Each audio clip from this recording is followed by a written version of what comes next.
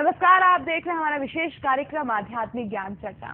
तो आइए हम शुरुआत करते हैं कार्यक्रम की और जानते हैं विचार कबीर पंथी पारखी संत अभिलाष दास बुरहानपुर गद्दी से संबंधित इलाहाबाद गद्दी सीन बनाम जगत गुरु तत्वदर्शी संत रामपाल जी महाराज सतलोक आश्रम बरवाला जिला हिसार हरियाणा के विचार। स्वामी जी, आप जी का इष्ट देव कौन है? सदगुरु इष्ट देव है। सतगुरु जी से आपका क्या तात्पर्य है? सदगुरु जो सच्चा ज्ञान देने वाला मनुष्य है। जो सच्चा ज्ञान मनुष्य दे उसे आप सतगुरु मानते हैं। स्वामी जी, क्या जीव ही ब्रह्म है? बिल्कुल, जीव ब्रह्म ही ना परा है, वेदांत भी कहता है जीव ब्रह्म ही है। और कहने वाला जो समझने वाला है, जहाँ जाओ जीव स्कूल में मिलता है, कॉलेज में मिलता है, कारखाने में मिलता है, खेत में मिलता है, दफ्तर में मिलता है, मंदिर मस्जिद में मिलता है, हर जगह जीव ही तो मिलते हैं। जीव ही ब्रह्म है, इसमें कोई संदेह की जरूरत नहीं है। स्वामी जी, क्या आप कबीर पंथ से संबंधित हैं? आप कबीर पंथी हैं? हाँ, कबीर पंथ एक समाज है और एक पंथ बना है और कहानी की दृष्टि ठीक है, हूँ ही। स्वामी जी, संसार का कोई उत्पत्ति करता है या स्वयं नर मादा से बनता है तथा समय आने पर अपने आप बिगड़ जाता है? न तो बिगड़ जाता है न सर्वथा बना है। ये बीज है पहले वृक्ष, अंडा है कि मुर्गी, ये प्रवाह रूप अनादि अनंत है। द्रव्य नित्य है, उनमें गुणधर्म नित्य हैं, उनके गुणधर्मों से सृष्टि क्रम नित्य है। ये कहीं ना आरंभ है ना अंत है, ये सब समय चलता रहता है। संसार की उत्पत्ति कैसे हुई? संसार की उत्पत्ति ही नहीं हुई, संसार सदा से है। आप यही समझ लीजिए, विज्ञान से देख लीजिए कि द्रव्य जितना है उतना ही रहता है, वो न घटता है न बढ़ता है। और हर द्रव्य में क्रिया है, गति है, गुणधर्म है। और जिन गुणधर्मों और क्रियाओं से सृष्टि होती है वो गुणधर्म मूल द्रव्य में नित्य है। इसलिए सदा से जड़ चेतन है, सदा से उनके गुणधर्म हैं और सदा से उनका प्रवाह है। स्वामी जी, पारख सिद्धांत को फलीभूत करने के लिए आपके पंथ के प्रवर्तक ने कौन से ग्रंथ को आधार माना है? वो तो बीजक उनकी वाणी है, बीजक ही उनकी वाणी है मुख्य, उनकी हुई रचना है। ये कौन से ग्रंथ से प्रमाणित है? बीजक, कबीर बीजक। स्वामी जी, जीव की मुक्ति भक्ति से संभव है, किसी मंत्र के जाप से संभव है या ध्यान लगाने से संभव है? मंत्र जाप से मुक्ति नहीं होती है। स्वामी जी, अभी हम आपसे चर्चा कर रहे थे कि आप बता रहे थे कि 2.5 घंटे ध्यान लगाते हैं या 3 घंटे ध्यान लगाते हैं, तो ध्यान का मोक्ष मार्ग में या भक्ति मार्ग में ध्यान का क्या महत्व है? ध्यान का अर्थ है कुछ न सोचना। पहला दान तो यह है कि किसी महापुरुष का चित्र मन में लेकर के उसी मन रोकना, आंखें बंद किए तो आंखों में जो गर्मी इत्यादि की दिखाई देती है उसी में मन ठहराना या सांस पर मन ठहराना। तो ये सब क्रिया योग है, आलंबन है, सहारा है पहले। अंतिम ध्यान है कुछ न सोचना। तो स्वामी जी, आपका मानना है कि मुक्ति के लिए किसी विशेष मंत्र जाप की आवश्यकता नहीं है? नहीं, ये कोई जरूरत नहीं है। और जो जपते हैं बुरा नहीं है, वो जपना चाहिए उनको। जब जपेंगे समझेंगे वो जप अब छूट जाएगा, तब तो अंतर्मुख हो जाना है। वहाँ जब तक कुछ नहीं, क्रिया शून्य। स्वामी जी, संसार की उत्पत्ति पर कुछ प्रकाश डालें। मैं तो पहले कहा संसार उत्पत्ति हुई नहीं है, संसार सदा से है और सदा रहेगा। ये तो विवेक से देखिए कि जड़ और चेतन दो सत्ताएं नित्य हैं और इनमें अपने गुणधर्म हैं, उनके गुणधर्मों से सदा से जगत है, सदा रहेगा। स्वामी जी, कबीर साहब को आप किस रूप में मानते हैं? कबीर साहब को सदगुरु मानते हैं, मानव मानते हैं, मानव रूप में मानते हैं। और सदगुरु महान संत, चमत्कारी नहीं मानते हैं। चमत्कार पारक सिद्धांत में कहीं नहीं माना जाता है। सब मनुष्य हैं। दुनिया के बड़े बड़े पुरुष जिनको लोग अवतार बना डाले और दूत बना डाले ईश्वर का, और कुछ सब मनुष्य हैं केवल। वो तो अलौकिकता मढ़ी जाती है अपना प्रचार बढ़ाने के लिए, और असत्य आता है इसलिए वो सत्य दब जाता है। और वास्तविकता यह है कि जितने महापुरुष हैं मनुष्य हैं, जितनी पुस्तकें हैं मानव की रचनाएं हैं, जितने संप्रदाय हैं मानव की चलाएं हैं। स्वामी जी, कुछ संत या कुछ महंत कबीर जी को परमात्मा मानते हैं, क्या वो सही है? हाँ, बहुत लोग हैं, ज़्यादा लोग हैं, वो मानते हैं कि कबीर साहब परमात्मा हैं, अनंत ब्रह्मांड नायक हैं। उनको धन्यवाद है लेकिन हम इसको मनुष्य मानते हैं और यही वास्तविकता है। स्वामी जी, आपके पूज्य गुरुदेव जी का नाम जान सकते हैं? हाँ बिल्कुल, सदगुरु श्री राम सूरत साहेब। स्वामी जी, कि आप जी का या आपके पंथ का, पारक पंथ का इष्ट देव कौन है? कबीर साहब हैं। कबीर साहब ही हमारे इष्ट हैं। कबीर साहब को तो आप मनुष्य रूप में मानते हैं। तो मनुष्य तो हमारे इष्ट हैं। बिल्कुल मनुष्य इष्ट हैं और पंथ की दृष्टि से और बोध की दृष्टि से वही हमारे सर्वोपरि इष्ट हैं। स्वामी जी, कई जगह दीवारों पे लिखा मिलता है कि कुल का मालिक एक है, इसका क्या मतलब है? हाँ, वो ऐसी धारणा वो भी है। सारी सृष्टि में एक नियम है, विश्व नियम, और विश्व नियम से सब चलता है। वो नियम ही खास है जो संसार की गतिविधि में है, उसको वेदों में ऋत कहा गया है। संत लाओ जी आज से 2500 वर्ष पूर्व हुए हैं चीन में। उनकी ताओ ते चिंग नाम की पुस्तक, उस पर मेरा भाष्य भी है। तो उसमें उन्होंने ताओ कहा है। ताओ विश्व नियम, विश्व नियम से संसार चलता है। स्वामी जी, क्या परमात्मा अपने साधक के पाप नाश करता है? विश्व नियम को लोग स्थूल बना करके एक ऐसा बना देते हैं कि वो कृपा और कोप करता है। कृपा कोप करने वाला कोई नहीं है। जो हम करेंगे वो भरेंगे, लेकिन कमजोर मन को ये चाहिए कि हम पाप भी करें तो वंदना करें तो क्षमा कर दें।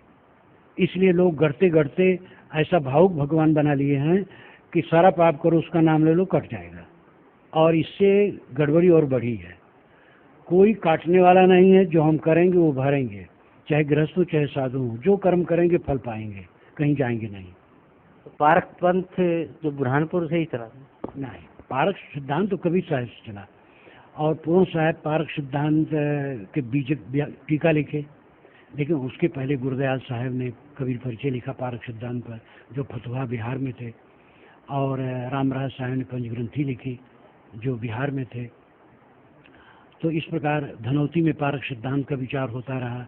तो कबीर साहब के बाद ही से पारक सिद्धांत का विचार होता रहा है। और बुरहानपुर में तो 150 वर्षों से पारक सिद्धांत प्रचारित हुआ, उसके पहले से पारक सिद्धांत रहा है। क्या कभी वेदों को भी पढ़ा है? हाँ, वेदों को पढ़ा, वेदों को पढ़ा। लेकिन यहाँ तो वेदों को पढ़ा, वेदों पर लिखा। वेद पर मेरी पुस्तक है, वेद क्या कहते हैं, जो 700 पृष्ठों की है। और 10 वर्ष में उसके 4 संस्करण छप गए हैं। हमारे मित्र कहते थे कि आपकी सब पुस्तकें चलती हैं, वेद तो आपके जीवन में एक बार छपेगा, क्योंकि समझते थे गुण है। परंतु वो 4 बार छप चुकी 10 वर्ष में। तो वेद तो पहले से पढ़ता हूँ, आज भी पढ़ता। लेकिन स्वामी जी, हमने सुना कि वेदों में परमात्मा को साकार माना। ना, ये तो बहुत गलत है। वेदों को जानते ही नहीं है वो, तो वैसे कहेंगे। वेदों को ऐसा स्थूल परमात्मा कहीं कोई नहीं माना है वेदों में। वेद में कर्म कांड ज़्यादा है। प्राकृतिक शक्तियों को देव मान करके उनकी उपासना ज़्यादा है। सूर्य, अग्नि, वरुण, मरुत, इंद्र, बदिक्रा, ये सब प्राकृतिक शक्तियाँ हैं। इनके प्रति उपासना है। और आध्यात्मिक चिंतन जगह जगह है। उसमें कोई स्थूल ईश्वर को कहीं नहीं माना गया है। देहधारी, अवतार, ये सब कहीं कुछ नहीं माना गया है। क्या कभी गीता जी को भी पढ़ा है? गीता खूब पढ़ा। गीता घर में रह करके तो कंठे था करीब करीब। और गीता सार मेरी पुस्तक है। अभी महाभारत में पूरे गीता को लिखा हूँ। गीता का ज्ञान अर्जुन को किसने कहा? अब जहाँ तक रूपक है उसमें कृष्ण भगवान ने कहा और अर्जुन ने सुना। लेकिन श्री कृष्ण महाराज के बाद बहुत गीता बनी है। ईसा के कुछ सौ वर्ष पहले से लेकर पीछे तक 500-600 वर्ष तक बनती रही है। उसमें गीता सार की भूमिका में सब में प्रमाण दिया हूँ। लेकिन अनोखी पुस्तक है और उससे लाभ लेना चाहिए। जो भावुकता है वो भी समझना चाहिए। भावुकता भी है, लेकिन काम की चीजें बहुत हैं। गीता का ज्ञान किसने कहा? वही तो कहता हूँ, रूपक के अनुसार कृष्ण ने कहा और अर्जुन ने सुना। ये रूपक है, लेकिन लेखक तो और कोई है। अब लेखक के विषय में एक निर्णय करना वेदव्यास नाम माना जाता है। अभी आपने सुने कबीर पंथी पारखी संत अभिलाष दास बुरहानपुर गद्दी से संबंधित इलाहाबाद गद्दी सीन के विचार। और आइए अब जानते हैं जगत गुरु तत्वदर्शी संत रामपाल जी महाराज सतलोक आश्रम बरवाला, जिला हिसार, हरियाणा के विचार।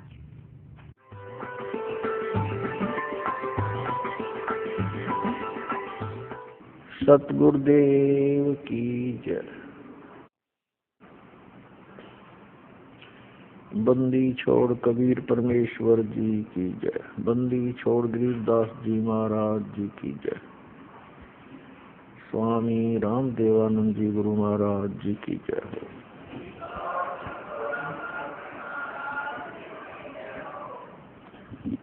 गरीब नमो नमो सतपुरुष को नमस्कार गुरु की नहीं। सुर नर मुनि जन साधुआं संतों सर्वस्ती नहीं। सतगुरु साहेब संत सब दंडोतम प्रणाम। आगे पीछे मध्य हुए तिनको जो कुर्बान। दंडवतम गोविंद गुरु बंधु अविजन सोए। पहले भये प्रणाम तिन नमो जो आगे। पुण्यात्मा, आप जी सुनते आए हो विशेषकर 2-3 वर्षों से कि सन 2012 में प्रलय होएगी। अब वो प्रलय का अर्थ कैसे लगाकर पेश करते हैं कि पृथ्वी पर सर्वनाश हो जाएगा।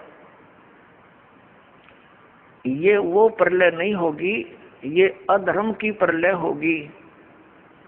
अधर्म का सर्वनाश होगा, अज्ञान की प्रलय होगी और ज्ञान का विकास होगा। ये वो प्रलय अब सन 2012 में होगी। परम पिता परमात्मा पूर्ण ब्रह्म सर्व सृष्टि रचनार कबीर देव जी, कबीर परमेश्वर जी हम सभी आत्माओं के जनक हैं। ये सर्व सृष्टि रचनहार हैं और हम सभी प्राणी जितने भी काल के इस लोक में हम फंसे हुए हैं, ये सभी जीव उसी परमात्मा के अंश हैं। वो हम सब का मालिक है, स्वामी है। इस ज्ञान से, सत्संग से पुण्यात्माओं को जो परमात्मा की खोज में लगे हुए हैं, उनको ये तो विश्वास हो चुका है, लगभग हो जाएगा नहीं तो ज्ञान सुनने से, कि कबीर इज गॉड। कबीर परमात्मा है, सतपुरुष है। सारे प्रमाण दास ने दिखा दिए। अब क्या समस्या आवेगी आपके समक्ष कि भाई यदि कबीर साहब ही भगवान हैं तो फिर बिल्कुल सही है। फिर तो कबीर पंथ में जितने महापुरुष हैं जो गुरु पद पर हैं, आम जनता जन साधारण के मन में, भोले भालों के मन में ये बात मन में आवेगी कि भी सबसे पुराना कबीर पंथ में कौन सा स्थान है। हमारे किया और बीमारी है, हम सबसे पुराने को महत्वपूर्ण मानते हैं। तो पुण्यात्माओं, अब भोली आत्मा उन कबीर पंथ के उन नकली संतों के जाकर फंसना जा, इसलिए अब थोड़ा सा ये सतर्क और करना पड़ेगा। तो पुण्यात्माओं, अब भोली आत्माओं के ऐसी समस्या और आवेगी। एक परिवार था, राधा स्वामी पंथ से आया था सन 2003 में। पूरा परिवार आया, यहाँ पर दीक्षा ले ली क्रोध आश्रम में और अच्छी लगन से लगे रहे। फिर उनके मन में भी यही दोष पैदा हो गया, सारा ज्ञान समझकर, कि भाई दामा खेड़ा के अंदर धर्मदास साहिब जी की गद्दी से संबंधित संत बताए हैं। कोई सिर फिरा मिल गया उनको दामा खेड़ा के गद्दी का कोई भक्त, उसने बता दिया उनको कि पूर्ण मोक्ष चाहिए तो दामा खेड़ा गद्दी वालों से ही होगा। कबीर साहब ने उनको वरदान दे रखा है। अच्छा, उनको झाड़ा लाने का वरदान दे रखा, कनपेट झाड़न का। कबीर साहब ने तेनू बता रखा जो सच्चा नाम देगा उससे मोक्ष होगा। सतनाम ते वंश से नहीं, नाद से होगा। यानी आज तक किसी ने देख लो, नाद वाले जितने यानी वचन के से उनसे ही हमारा पंथ उजागर हुआ है। और जिसके पास सही नाम है उसी से मोक्ष होगा, किसी पीढ़ी से। उनका वह बात पक्की गचगी। अकराम पाल के 5-4 वर्ष से लगा नाम देने, और वो तो बहुत पुराना बताया। यहाँ से छोड़कर वहां चले गए धक्के खान। उन्होंने सतनाम प्राप्त हो चुका था। सार नाम तो बालक ने कहा था भी थोड़ा सा और रोशनी हो लेने दे, फिर जल्दी दिया करेंगे, अभी तो थोड़ा खींच कर लेना है, समय बढ़ाना है। तो उनने जाकर पूछा जी हमने नाम दे दो, दामा खेड़ा पहुंच गए। वो बोले भाई ठीक है बैठो नाम देते हैं। उनने सुना दिया पूरा शब्द, अदर नाम अमर नाम पाताल सब सिंधु नाम, यही हंस का काम। वह देखे उनके मुंह की तरफ, वो कहने लगे सतनाम कौन सा होता? बोला ये है जो कुछ है, जो कुछ है बस यही है। अब वो वहां से तो खिसियानी बिल्ली होकर आ गई। उन्होंने फिर स्कीम बनाई, किसी ने बताया कि वहां कबीर चौरा है काशी में, वहां परम संत पाओगे, वहां धक्के खाई। आखिर में वो भक्ति से हीन हो गई, यहाँ से भी गई। तो कहने का भाव ये पुण्यात्माओं, इस काल ने तो कई शिकंजे कस रखे, बहुत बंधन बांध रखे, पर अब ये सारे समाप्त करने पड़ेंगे। दास सारे समाप्त करेगा और ऐसा कर देगा इन सबको कि इनके पास खक नहीं, सबके जोड़े खाली करके दिखा दूंगा। अब देखो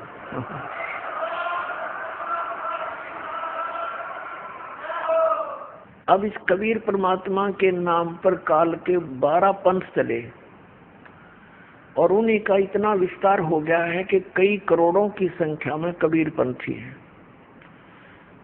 कई करोड़, लगभग 20 करोड़ से भी ज्यादा होंगे पूरे मिलाकर के भारतवर्ष में कबीर पंथी।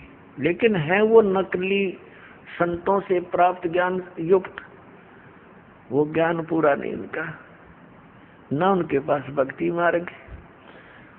अब उन्हीं पंथों में से एक और पंथ पनपा है जिसको पारखी पंथ कहते हैं। अब अन्य जितने कबीर पंथ में जो बेशक वो काल से प्रेरित हैं, नाम उनके पास यथार्थ नहीं है, परमात्मा कबीर जी को वो महत्व देते हैं, परमात्मा को मानते हैं और सतलोक सचखंड उन स्थानों को भी मानते हैं, लेकिन उनका नाम गलत है, उनकी पूजा की विधि गलत है। अपनात्माओं जैसे किसी को ये ज्ञान हो जा कि इस व्यक्ति को ये रोग है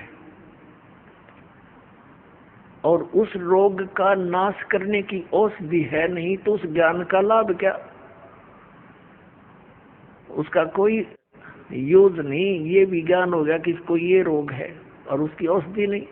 तो ये हमें सबको ज्ञान हो गया कबीर साहब के ज्ञान से कि हम सतलोक से आए थे, यहाँ फंस गए और यहाँ का काल भगवान है। इसको 1 लाख मानव शरीरधारी प्राणी नित खान का श्राप लगा हुआ है। तो हम सभी दुखी इसलिए हैं कि हम सतलोक नहीं गए। सतलोक जाने से हमें सुख होगा, लेकिन उनकी जो सिद्धांत विधान है, ये सभी कबीर पंथी जो हैं, कबीर परमेश्वर जी को केवल सतगुरु मानते हैं, परमात्मा नहीं मानते, और परमात्मा को सतलोक में निराकार मानते हैं। ये जो कबीर पंथी हैं, ये अस्तित्व भगवान का मानते हैं कि भगवान है, परमात्मा है, सतपुरुष है, जीव घन है, लेकिन इनके पास मोक्ष मार्ग नहीं, यथार्थ ज्ञान नहीं सतपुरुष का। जैसे हमने आम के महिमा का ज्ञान हो गया, आम के कि कितना स्वादिष्ट फल है, और उसका बीज है नहीं, आम के स्थान पर बबूल का बीज दिया और आशा लगाए बैठे आम की, तो ये सारी ये बात बिगड़ गई। ये तो दशा है कबीर साहिब के उन 12 पंथों और उनसे निकली हुई अनेकों ब्रांचों की। और एक जो पारखी पंथ है, ये तो कतिये नास्तिक लोग हैं। इनका क्या विधान है कि एक तो ये मानते हैं कि जीव ही परमात्मा है। बताओ, जीव ही भगवान है, और फिर कहते हैं ध्यान लगाओ, और ध्यान की अंतिम उपलब्धि ये क्या बताते हैं कि विचार शून्य हो जाओ, बस ये अंतिम ध्यान की प्रागाढ़ता है। और जीव ही भगवान है, ये तो इनका ज्ञान है। और विचार सुन हो जाना, ये इनका ध्यान है।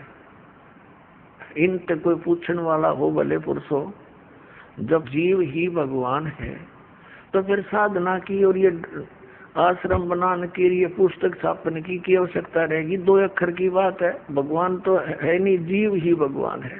बताओ, कोई बुद्धिमान व्यक्ति इस बात को स्वीकार कर लेगा? और उसने भी लाखों लोग बका रखे, मूर्ख बना रखे। अभिलाष दास नाम का एक ये पारखी संत कहलाता, बताए इनको संत कहते आने भी शर्मावा हमने। अभिलाष दास नाम का एक संत है, इलाहाबाद और कई स्थानों पर उसने आश्रम बना रखे हैं।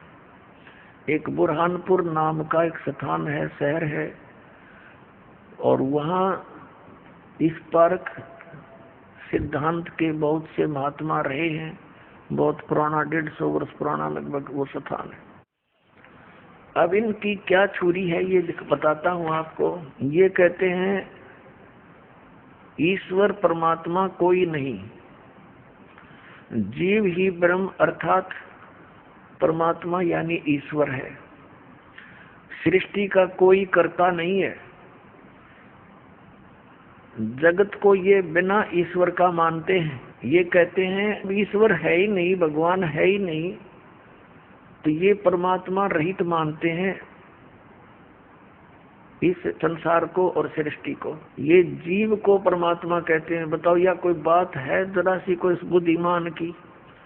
इन आदि शंकराचार्य जी ने 2520 वर्ष पूर्व आदि शंकराचार्य जी का जन्म हुआ था, यानी ईसा जी से 508 वर्ष पूर्व। उस समय इस आदि शंकराचार्य जी को क्या हुआ कि 8 वर्ष की उम्र में इनमें प्रेरणा होगी, क्योंकि पिछले पुण्यकर्मी प्राणी थे, और ये जा फंसे एक संत के जो गुफा में रहता था, और 6 महीने में या 2 महीने में 3 महीनों में वो गुफा से निकलता था। उसका बोलबाला सुनकर आदि शंकराचार्य जी वहां जा बैठे। जब वो निकला, उससे प्रार्थना की ज्ञान समझाने की, तो उसने उल्टा पाठ पढ़ा दिया उस भोली आत्मा को कि जीव ही ब्रह्म है।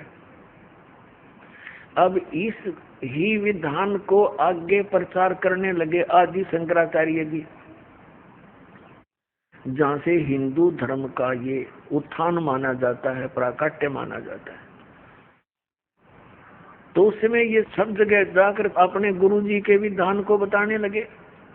तो उस समय भी इतने बुद्धिमान व्यक्ति थे, उन्होंने कहा कि हे महात्मा जी, जब जीव ही ब्रह्म है तो फिर हमने करना क्या रह गया? हम आप भगवान है, फिर क्यों दर दर आप अपना प्रचार करते फिर रहे हो? आप भी भगवान और हम भी भगवान, फिर हमारा करना क्या रह गया? फिर अब ये बात उस आदि शंकराचार्य के भी समझ में आ गई। वही बात तो यह भी ठीक है, ये बात तो जची नहीं, क्योंकि फिर गुरुजी उनके जीवित थे। अब उस विधान को साथ लेकर चलना गुरु परंपरा थी उसकी, लेकिन उन्होंने अपनी सूझबूझ से फिर कहा कि तुम श्री कृष्ण की, श्री विष्णु जी की और श्री शंकर भगवान की पूजा करा करो। या दया परमात्मा की थी। यदि वो बात स्वीकार हो जाती हमारे पूर्वजों द्वारा, तो आज कोई राम नाम लेने नहीं पाओ, सारे नास्तिक हो जाते। अब यही बीज ईब बो रहा है ये अभिलाष दास नाम का एक कबीर पंथी कवाव है। कबीर पंथी कवाव है, और कबीर साहब के विपरीत सारा ज्ञान बताओ, तो ये काल का पक्का दूत है। स्वामी जी, क्या आप कबीर पंथ से संबंधित हैं? आप कबीर पंथी? हाँ, कबीर पंथ एक समाज है और एक पंथ बना है, और कहानी की दृष्टि ठीक है, हूँ ही। स्वामी जी, कि आप जी का या आपके पंथ का, पारक पंथ का इष्ट देव कौन है? कबीर साहब हैं। कबीर साहब ही हमारे इष्ट हैं। कबीर साहब को तो आप मनुष्य रूप में, तो मनुष्य तो हमारे इष्ट हैं, बिल्कुल मनुष्य इष्ट हैं, और पंथ की दृष्टि से और बोध की दृष्टि से वही हमारे सर्वोपरि इष्ट हैं। स्वामी जी, क्या जीव ही ब्रह्म है? बिल्कुल, जीव ब्रह्म ही न परा है, वेदांत भी कहता है जीव ब्रह्म ही है। और कहने वाला जो समझने वाला, जहाँ जाओ जीव स्कूल में मिलता है, कॉलेज में मिलता है, कारखाने में मिलता है, खेत में मिलता है, दफ्तर में मिलता है, मंदिर मस्जिद में मिलता है, हर जगह जीव ही तो मिलते हैं। जीव ही ब्रह्म है, इसमें कोई संदेह की जरूरत नहीं है। इस संसार की उत्पत्ति कैसे हुई? संसार की उत्पत्ति ही नहीं हुई, संसार सदा से है। अपना आत्मा ये क्या बताते हैं कि ये जगत जो है अन ईश्वर है, यानी बिना ईश्वर का है। जीव भगवान हो गया तो सृष्टि का कोई करता नहीं, तो इसका मतलब ये बिना भगवान के हुआ। अब हमारी श्रीमद् भगवत गीता क्या बताती है कि जिस व्यक्ति की ये स्टेटमेंट है कि जगत का कोई करता नहीं, ये अपने आप बनता और बिगड़ता रहता है, यानी प्रलय होती है फिर सृष्टि होती है। अब उसके बारे में श्रीमद् भगवत गीता में दिखाएंगे। पहले इनकी सारी थ्योरी बताता है दास। और ये पारखी जो संत हैं ये नहीं मानते कि ऊपर कोई लोक है, सतलोक है या कोई स्वर्ग लोक है, ये नहीं मानते। कहता ये सब काल्पनिक बातें हैं, काल्पनिक बनावटी। और इनका ये भी मानना है, जैसे कोई प्रश्न करता है क्या परमात्मा भक्तों पर दया करता है, दुष्टों को हानि करता है, वो कहता है कि जो भगवान है ही नहीं और परमात्मा किसी पर ना रहम करता है ना कोई दुख देता है, वो कुछ नहीं करता, परमात्मा है ही नहीं। अब इसके विषय में आपको दिखाते हैं। ये चातुर प्राणी की बातें होती हैं। जो चातुर प्राणी है, चातुर प्राणी चोर हैं और मूड बुगद है ठोठ, ये संतों के निकाम की इनके दे गलजोट। अब ऐसे व्यक्तियों के पास भी जन समूह बैठा है। कमाल कर दिया ये भगवान, कितनी श्रद्धालु, कितने डिवोटी हैं, आंख मीच कर बैठे हैं। गुरुजी जो बता देते हैं वो सही है, बिल्कुल सही है। अब इतने चतुरता ये संत पद पर प्राप्त प्राणी होते ही हैं कि एक आम जनसाधारण तो कोरा कागज होता है, उस पर कुछ भी लिख दे, उसमें तो वही अंक अंकित हो जाते हैं। तो इस प्रकार लाखों लोगों को डबोए बैठा है। अब देखना, ये है श्रीमद् भगवत गीता और जय दयाल गोविंद का इसका अनुवादक है। और ये कौन सी है? पदच्छेद अन्वय साधारण भाषा टीका से ये इसका अनुवाद करता है, इसका यो नाम लिख रखा है। और देखना, ये है अध्याय नंबर 16 और श्रीमद् भगवत गीता, और इसका श्लोक नंबर 7 से शुरू करेंगे। अब गीता ज्ञान दाता कहता है कि मैंने ऊपर तो बता दिया देवी प्रकृति वालों की जो जानकारी दे दी। अब दूसरी असुरी प्रकृति वाले हैं, वो 2 प्रकार के व्यक्ति हैं। तो असुर स्वभाव वाले मनुष्य, ये 7वां श्लोक में, असुर यानी राक्षस स्वभाव वाले मनुष्य प्रवृत्ति और निवृत्ति इन दोनों को भी नहीं जानते, इसलिए उनमें न तो बाहर भीतर की शुद्धि और न श्रेष्ठ आचरण है और न सत्य भाषण ही है। वो सच्ची बात भी कहते हैं, वो बात को घुमाते हैं, झूठ बोलते हैं। अब 8वें श्लोक में देखिएगा, अध्याय नंबर 16 के 8वां। वे असुर प्रकृति वाले मनुष्य कहा करते हैं कि जगत आश्रय रहित है, सर्वथा असत्य और बिना ईश्वर के अपने आप केवल स्त्री पुरुष या नर मादा के संयोग से उत्पन्न है। केवल काम ही इसका कारण है, इसके सिवा और क्या। 9वें में कहा कि इस मिथ्या ज्ञान को अवलंबन करके जिनका स्वभाव नष्ट हो गया है और जिनकी बुद्धि मंद है, वे यानी जड़मती, वे सबका अपकार करने वाले कुकर्मी उग्र कर्मणा माने निकम्मे, ये बकवाद करने वाले कुकर्मी मनुष्य जगत के नाश के लिए ही समर्थ होते हैं, प्रगट होते हैं। इसका अर्थ ये अपने आत्मा इस पवित्र श्रीमद् भगवत गीता ने ये स्पष्ट कर दिया कि वो असुर स्वभाव के व्यक्ति होते हैं जो ये कहते हैं कि कोई भगवान नहीं, यानी सृष्टि अन ईश्वर है, ये जगत अन ईश्वर है, इसका कोई भगवान नहीं। अब ये जो कहलाता है। वैसे तो इसको कबीरपंथी कहते हुए दास को तो शर्म आती है, लेकिन इनके ज्ञान को सार्वजनिक किए बिना जनता को समझ में नहीं आवे कि ये कितना मिथ्या ज्ञान प्रचार करे। इस अभिलाष दास जी ने एक गीता सार लिखा है। इससे कोई पूछता है, जैसे इसके भक्त काफी यहाँ आए थे, हमसे मिलते रहते थे, उनसे वार्ता होती रहती है, तो वो क्या बताते हैं कि वो अभिलाष दास जी ने सैकड़ों पुस्तक बना रखी है और एक गीता सार भी बना रखा है। वो गीता सार पढ़ा दास ने। ये चातुर प्राणी होते हैं जो इनके इस अज्ञान विधान में उल्टी सुलटे करके जो समर्थन इनको महसूस होता है, उनको तो ये ले लेते हैं अपने प्रमाण में और बाकी श्लोक छोड़ देते हैं। श्रीमद् भगवद गीता में 700 श्लोक हैं और इस बड़े पुरुष ने अपने अनुसार जो इसको चाहिए थे, जो इसके अनुकूल थे, वो सिलेक्ट कर लिए, बाकी छोड़ दिए। फिर ये ऐसे व्यक्ति, अज्ञानी पुरुष क्या कहा करते हैं कि ये गीता में मिलावट है और सही सार निकाल के हमने दे दिया गीता सार, ये सही गीता है। दिखाऊं आपको, इनके देखिएगा, ये है पुस्तक गीता सार, अभिलाष दास इसके अनुवादक है। पूरा डिटेल दिखाएंगे यहाँ से। ये प्रकाशक है कबीर पारख संस्थान, संत कबीर मार्ग, प्रीतम नगर, इलाहाबाद से। ये वहां से छपी है। पहली बार सन 1975 में। वो तरह बता कब से ये विष घोल रहा है समाज में। 1975 में पहली बार छपी थी और मुद्रक है Indian press private limited, Panna Lal road, Allahabad. अब दिखाता हूँ आपको इसकी कलाबाजी, देखियो।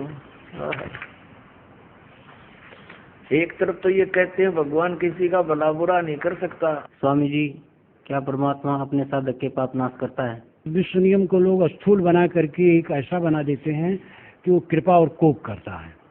कृपा कोप करने वाला कोई नहीं है। जो हम करेंगे वो भरेंगे, लेकिन कमजोर मन को ये चाहिए कि हम पाप भी करें तो वंदना करें तो क्षमा कर दें। इसलिए लोग गढ़ते गढ़ते ऐसा भावुक भगवान बना लिए हैं कि सारा पाप करो, उसका नाम ले लो, कट जाएगा। और इससे गड़बड़ी और बढ़ी है। कोई काटने वाला नहीं है। जो हम करेंगे वो भरेंगे, चाहे गृहस्थ हो चाहे साधु हो। जो कर्म करेंगे फल पाएंगे, कहीं जाएंगे नहीं। और फिर गीता सार के 8 पृष्ठ पे ये क्या कहता है अभिलाष दास, सारा कुछ भूमिका लिख कर ये क्या कहता है, गुरुदेव सबका मंगल करें और यही शुभाकांक्षा है मेरी। बता, एक तरफ तक है यो कि भगवान कुछ नहीं कर सकता, फिर गुरुदेव तेरा मंगल करेंगे, तेरे गुरुजी मंगल करें, सबका भला करें। है इनकी दोगली बातें, कहीं सिर पैर नहीं पाओगे। अभी तो सटाट है इसकी कलाबाज दिखाता हूँ। ये देखिएगा, अध्याय नंबर 16 का इसने अनुवाद किया है अपनी इस गीता सार में। अध्याय 16 और ये गीता सार, इसने 1 से लेकर ये 6वां श्लोक है। इसने क्या किया है, इसकी देखो कितनी कलाबाजी है। यहाँ से दिखानी पड़ेगी थोड़ी। इस चतुर आदमी ने क्या कर रखा है, अपने घर का नीला रखा है इसने कुछ ना, इसने खुद अनुवाद किया। इसने क्या लिखा है, जो ये पुस्तक दास ने अभी आपको दिखाई थी, गीता प्रेस गोरखपुर से प्रकाशित है, इसमें से कहा कि मैंने अनुवाद इसमें तो लिया, इसका अनुवाद ले रखा है, फिर अपने अज्ञान विधान को सिद्ध करने की कुचेष्टा की है। ये आपने भी देखा था, ये गीता है। पद छेद, इस गीता का ये नाम है पद छेद अन्वय और साधारण भाषा टीका सहित। अब ये देखो, ये गीता सार, इस गीता सार की भूमिका में इसने क्या लिखा है, गीता प्रेस की अन्वय पद छेद वाली गुटका गीता अर्थ समझने में सहायक हुई है। यानी इसने इससे अर्थ लिए हैं, सहायक हुई है। प्रत्यक्ष और अप्रत्यक्ष में जिनकी रचनाओं के सहयोग से मेरा ये कार्य पूर्ण हुआ है, उनके प्रति मैं हृदय से कृतज्ञ हूँ। यानी इस पुस्तक से इसने अनुवाद लिए हैं और अपनी अज्ञान सोच को, उस विधान को सिद्ध करने की कुचेष्टा की है। अब हम आते हैं इसके द्वारा अनुवादित 16वें अध्याय के और 17वें श्लोक में। ये गीता सार और पृष्ठ 203 पे। अब 7वां श्लोक इसने कैसे किया है? असुरी स्वभाव वाले ये नहीं जानते कि क्या करना चाहिए और क्या नहीं करना चाहिए। उनमें न पवित्रता होती है और न उत्तम आचरण होते हैं और न तो उनमें सत्य ही होता। सत्य नहीं, सत्य भाषण। इसमें सत्य भाषण लिखा है स्पष्ट। अब आगे देखो, आसुरी स्वभाव वाले यह नहीं जानते कि किस कार्य में प्रवृत्त होने से भलाई है और किस कार्य से निवृत्त होना चाहिए, अथवा कर्म मार्ग क्या है तथा त्याग मार्ग क्या है। वे कर्तव्य अकर्तव्य बुद्धि से हीन होते हैं। ठीक है, यह लिखा नीचे इसी में। उनमें सत्यता की बहुत कमी होती है। असुर स्वभाव के लोग होते हैं, उनमें सत्यता की यानी सच्चाई नहीं होती, उसकी बहुत कमी होती है। अब देखो 204 पृष्ठ पे गीता सार। वे कहते हैं कि ये जगत मिथ्या तथा आधार रहित है, इसका कोई ईश्वर नहीं है, ये अपने आप पैदा हुआ है, यह केवल भोगों के भोगने के लिए है, इसके अतिरिक्त और क्या है। अब देखो इसने फिर आगे ये तो अनुवाद न्यू का न्यू ले लिया गीता प्रेस वालों का। अब इसने ये बकवास शुरू कर दिया अपनी तरफ से। इस श्लोक में वास्तव में जो लोग किसी प्रकार चेतन सत्ता नहीं मानते, जो लोग संसार के केवल भोग की वस्तु मानते समझते हैं, दुराचार में लगे रहते हैं, उन्हें आसुरी संपदा युक्त कहा है।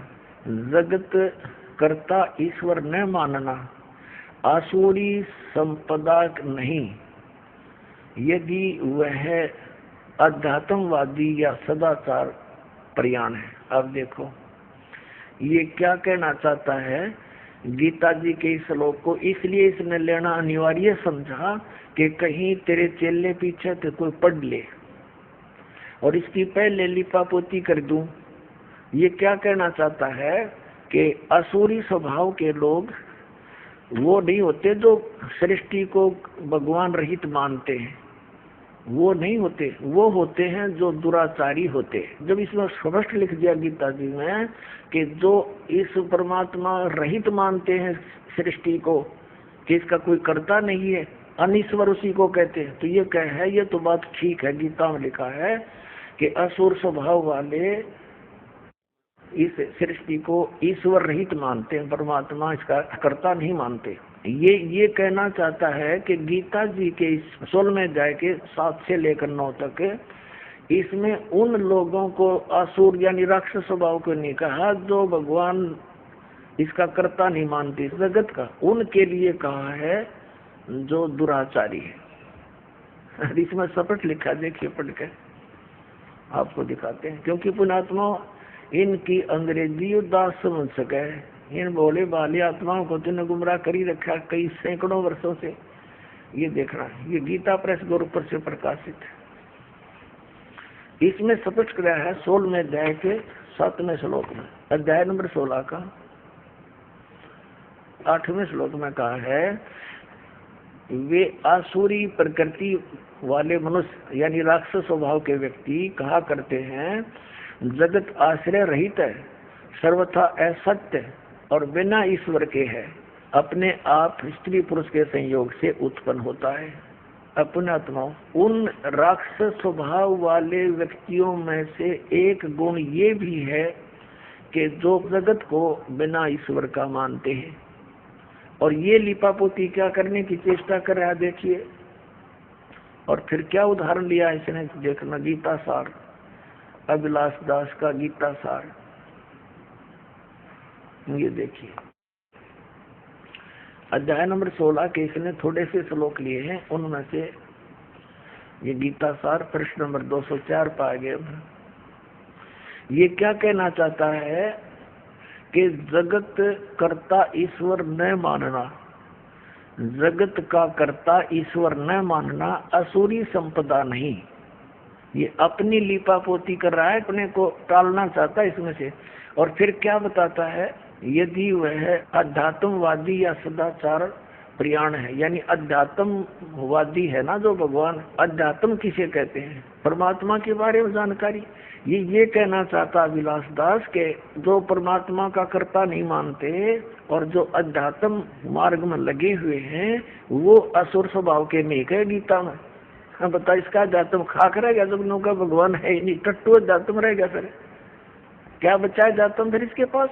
और फिर आगे क्या कहता, इसी के पॉइंट पर देखना, आगे इसी 204 पृष्ठ पे है, वास्तव में तो जगत अनादि है, इसका कर्ता खड़ा करना यह मन की कल्पना है।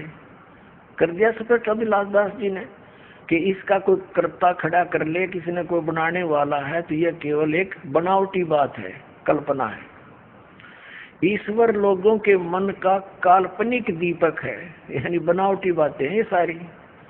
उसकी आवश्यकता तब समाप्त हो जाती है जब स्वरूप ज्ञान रूपी सूर्य हृदय में उदित हो जाता है। ये सब ज्ञान के बतावे हैं कि ये मान ले मैं शरीर नहीं हूँ, हाड़ चाम का पुतला शरीर है, इसमें ये रक्त घूम रहा है और जीव तो इससे अलग है, बस ये इनका अपना स्वरूप मान ले, वो मुक्त हो गया।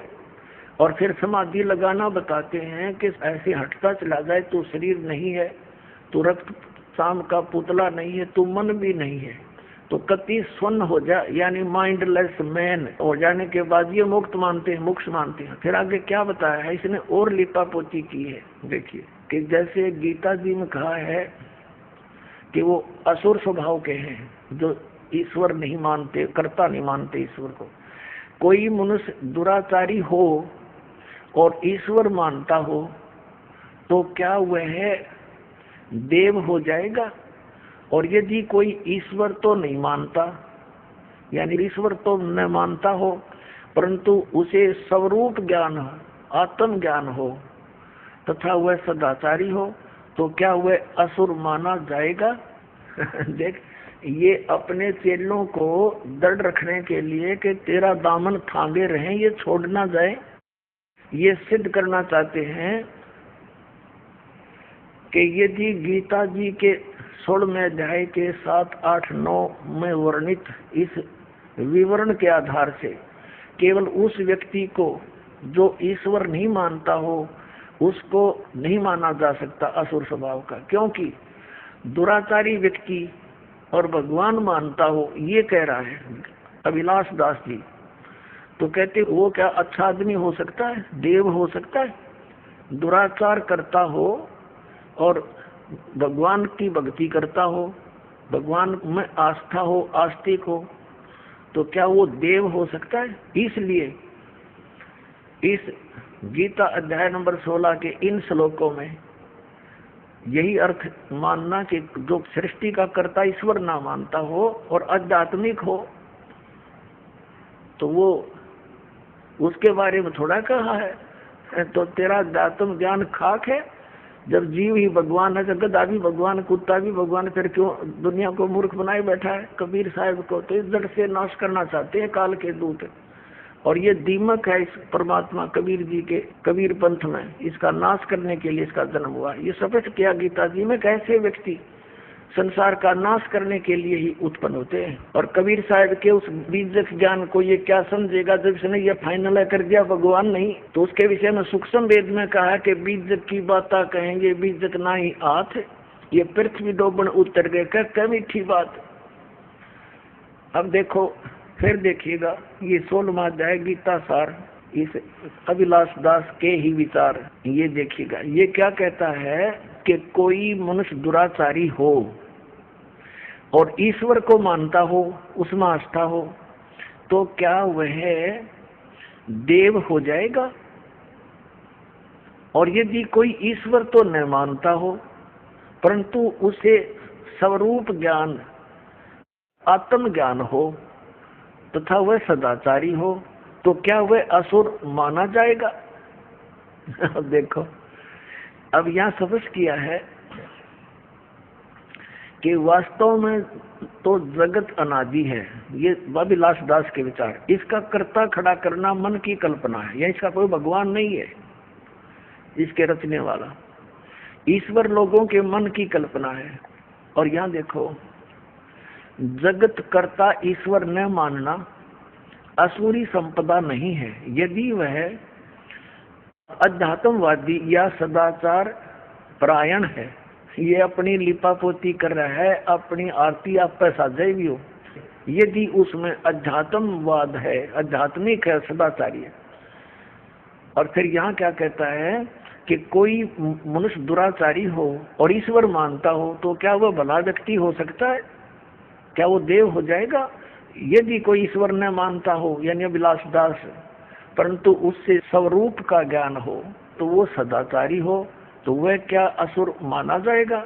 अब इसके इस जगत का कर्ता ने मानना असुर संपदा नहीं, यदि वह अध्यात्मवादी सदाचार। फिर कहते हैं वास्तव में तो जगत अनादि है, इसका कर्ता खड़ा करना एक मन की कल्पना है, कर्ता है नहीं, भगवान नहीं है कोई, और ईश्वर लोगों के मन की कल्पना। फिर ये कहता है कि कोई मनुष्य दुराचारी हो और ईश्वर को मानता हो तो क्या वह भला आदमी हो जाएगा, देव होगा? और जो ईश्वर को नहीं मानता हो, ईश्वर है ही नहीं, और परंतु उसको स्वरूप ज्ञानात्म ज्ञान हो, सदाचारी हो, तो क्या वो असुर होगा? अब इसकी इस पॉइंट को कि जो भगवान को मानता हो और दुराचारी हो, यू कहता है वो केवल आदमी होगा, देव हो सकता है। अब गीता जी से इसका खंडन करते हैं। 9वें अध्याय के 30वें श्लोक में इसी श्रीमद् भगवत गीता में ये स्पष्ट लिखा कि हे अर्जुन, अति से दुराचारी व्यक्ति भी हो और उसकी भगवान में आस्था हो, उसको साधु समझना चाहिए। बता इस नकली का है कोई ज्ञान? ये देखो श्रीमद् भगवत गीता, और ये तो गीता प्रेस गोरखपुर वालों की, और उसने इसकी नकल ला के अपनी बकवास गढ़ रखी सारी। ये देखिएगा अध्याय नंबर 9 और इसका श्लोक नंबर 30 में कहा है, यदि कोई अति से दुराचारी भी अनन्य भाव से मेरा भक्त होकर मुझको भजता है, वह साधु ही मानने योग्य है। तो ये बेईमान व्यक्ति हैं, इन्होंने जनता के उद्धार से नहीं काल के जाल में फंसाने का ठेका ले रखे हैं।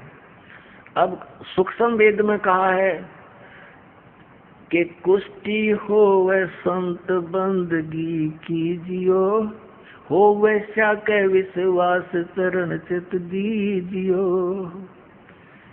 परमात्मा ने कहा है यदि किसी भक्त का कोड भी लाग रहा हो, कितना ही उसको दुख हो कर्म का, और वो भक्ति पर लग गया है, तो उससे हेट ना करना, उससे नफरत ना करना, उसको भी प्यार देना। वो भक्ति कर रहा है, वो भक्त हो गया, और वैसा का विश्वास, भगवान की श्रद्धा हो, भगवान को मानती है, वैसा कहते हैं चरण चित दीजिए, उसकी किस्मत सराइए उस बेटी की। ठीक है, कर्म के आधार से कोई कसाई बना हुआ है, कोई डाकू बन गया, कोई शराबी, कोई कुछ, तो जब इस मार्ग पर लग गए हैं विश्वास से तो बुराई भी छूटेंगी। और ये क्या कह रहा है कि कोई अति से दुराचारी व्यक्ति हो वो क्या देव हो सकता है? इसलिए अभिलाष दास को नहीं कहा इस गीता में राक्षस असुर। अब गीता कहती है कि अति से दुराचारी भी व्यक्ति क्यों ना हो उसको भी साधु मानना चाहिए, और जो भगवान को नहीं मानता तो एक नंबर का राक्षस है, उसको तो कहने की जरूरत कोई नहीं हो। तो पशु में और पत्थर में उसमें क्या अंतर है? जब इतना जड़मती व्यक्ति है कि भगवान नहीं है, और फिर क्या है, मेरा सिर है वो नाश कर दिया, ऐसे नकलियों ने बट्ठा बैठा दिया अध्यात्म मार्ग का, अपने हिसाब से उन्होंने कथाएं बना डाली। अपने आत्मा इसकी सारी अटकलबाजी दिखा दूंगा, घनी देर ना लगे, क्योंकि आज मानव समझदार है। अभी तक इस मानव के पास कोई ऐसा विकल्प नहीं था जिससे कोई तुलना कर सके, तो दास ने ये तुलना करने के ISI मार्ग के बट्टे दे दिए बाट। अभी न मिनट हम तोलांगे, अरे इनके सब की ये कोथड़ी ये थैले खाली करके दिखा देगा दास, ये के भर रहे हैं, लिख रहे हैं के ऊपर।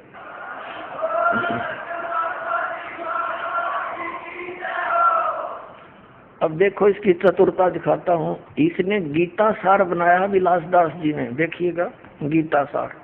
अब परमात्मा कहते हैं ऐसे व्यक्ति परमात्मा के दुश्मन होते हैं, द्रोही हैं। इसने इस गीता सार में कैसी कलाबाजी दिखाई है, दिखाता हूँ आपको। ये गीता सार और अध्याय नंबर 8 का इसने सार निकाल लिया, बाकी श्लोक छोड़ दिए। गीता जी अध्याय 8 के श्लोक 1 से 4 छोड़ दिए। ये देखो इसने कहा से 5 से शुरू कर दिया 8वें का। अरे वाह, जो व्यक्ति श्री भगवान ने कहा, जब जीव भगवान है तो ये भगवान कितना आ गया सर।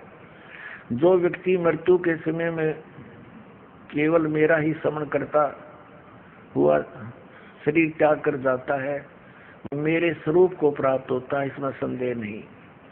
अब इसमें अपने अड़ंगा डाला इसने यहाँ पर। अब देखो 6 और 7 ले लिया, 6 तक ले लिया और 7 तक ले लिया।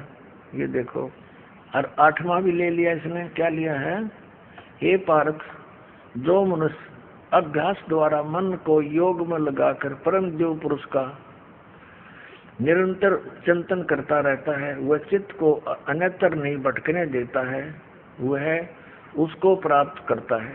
अब बता, इसमें गीता में एक तो गीता ज्ञान दाता खुद कह रहा है 8वें अध्याय के 5 और 7 में तो अपने विषय में, और 8वें के 8वें और 9वें 10वें किसी और के विषय में कह रहा है। आगे देखना, इसने फिर 9 से 13 फिर छोड़ दिए 8वें के। आगे इसने देखा तू पकड़ा जाएगा, बस 8वें में गोल मोड़ कर दिया। इसका यथार्थ अनुवाद नहीं है ये। इसने फिर 9 से 13 फिर छोड़ दिए। जहां यू पकड़ा जाना था वो त्याग दिए, आगे ले लिए। अच्छा, अब 15वें में दिखाऊंगा आपको ऐसी कलाबाजी। ये 9वें में देखो, अध्याय नंबर 9 गीता सार का। इसने क्या किया है? अध्याय 9 के 1 से 20 श्लोक छोड़ दिए। वाह रे देवता, 21 से शुरू कर दिया, ठीक है। और फिर 22 से 27 छोड़ दिए, एक लेके 22 से 27 छोड़ दिए। ये देखो अब इसने सीधा कित छलांग मारी 28 पे, बस आगे समाप्त कर दिया इसने, इति कर दिया। फिर एक 28 लेके 29 से 34 छोड़ दिए। कुल श्लोक 34 हैं, प्रमाण में लिए 2 और छोड़ दिए 32। हरियो गीता का सार बना दिया। अरे वाह देवता। श्रीमद् भगवद गीता अध्याय नंबर 15 के अंदर और बिल्कुल निर्णायक ज्ञान है। इस अज्ञानी व्यक्ति ने, इस धोखेबाज ने, बेईमान ने, परमात्मा के दुश्मन ने, ये देखिएगा क्या कर रखा है। अध्याय नंबर 10 इसने कुल 42 श्लोक हैं, 2 प्रमाण में ले लिए, 40 छोड़ दिए। अध्याय 10 का 4 और 5 ले लिए, यही कर दिया। अरे वाह देवता। अब 11वां ले लिया। 11वां में कुल 55 श्लोक हैं, 1 ले लिया, 54 छोड़ दिए। वाह रे देवता। ये 1 55 ले लिया, बाकी सारे छोड़ दिए। ये बस ये इति कर दिया। ऐसे ही सब में कर रखा है इसने। बाकी कुछ एक बता देता हूँ आपको, ज्यादा नहीं। अब 15वें में देखो इसकी कलाबाजी। गीता सार है इसका ये। और ये इसमें गीता अध्याय 15 के श्लोक 1 से 4 तथा 7 जो छोड़ दिया, 5 और 6 ले लिए, और 12 से 20 छोड़ दिए, 12 से आगे टोटल छोड़ दिए। ये देखो 15वें अध्याय का इसने 5वें से शुरू कर दिया। अरे तेरा गजब हुई हो। जो माल था, जो असली ज्ञान था, वो तो फेंक दिया काट के एक लोहे हैं, और इसने ये रख लिया इसमें। तो 1 से लेकर 4 में निर्णायक ज्ञान है। ऊर्ध्व मूलम अधः शाखम, ऊपर को जड़ और नीचे को तीनों गुण रूपी शाखा वाला उल्टा लटका संसार रूपी वृक्ष है। और जो व्यक्ति इसको सभी पार्ट में जानता है, सभी भागों को जानता है, स वेदविद, वो तत्वदर्शी संत है। और ये कबीर पंथी को आवे। कबीर साहब की वाणी से परिचित नहीं। परमेश्वर ने अपनी वाणी में, अमर वाणी में लिखा है, अक्षर पुरुष एक पेड़ है, निरंजन वा की डार, और तीनों देवा शाखा है, ये 5 रूप संसार। ये 15वें का इसने 1 से 4 छोड़ दिया, और 16-17 छोड़ दिया, जिसमें कति निर्णायक ज्ञान। ये गीता अध्याय 15 गीता सार है ये। अब इसमें इसने केवल 5वां ले लिया, 1 से 4 छोड़ दिए, और छठा ले लिया। ये देखो छठा ले लिया, पृष्ठ 188 पे 8वां भी ले लिया, और फिर 9वां ले लिया, 7वां छोड़ दिया, 10वां ले लिया, 11वां भी ले लिया, 11वां यहाँ खत्म कर दिया, बस ठीक है। वाह देवता।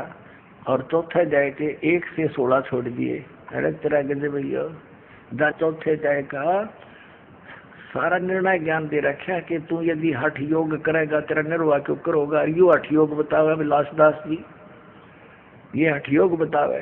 ये भगवान परमात्मा कहते हैं ये तो परमात्मा के दोषी हैं, अपराधी हैं, और कहते हैं पापी पर बाद ना बैठो, मुख देखे पाप लगे जाका, 9-10 मास गर्भ त्रास दी, धिक्कार जन्म उसकी माँ का। अब इस अभिलाष दास जी ने तो ऐसा काम कर दिया चतुरता दिखा के।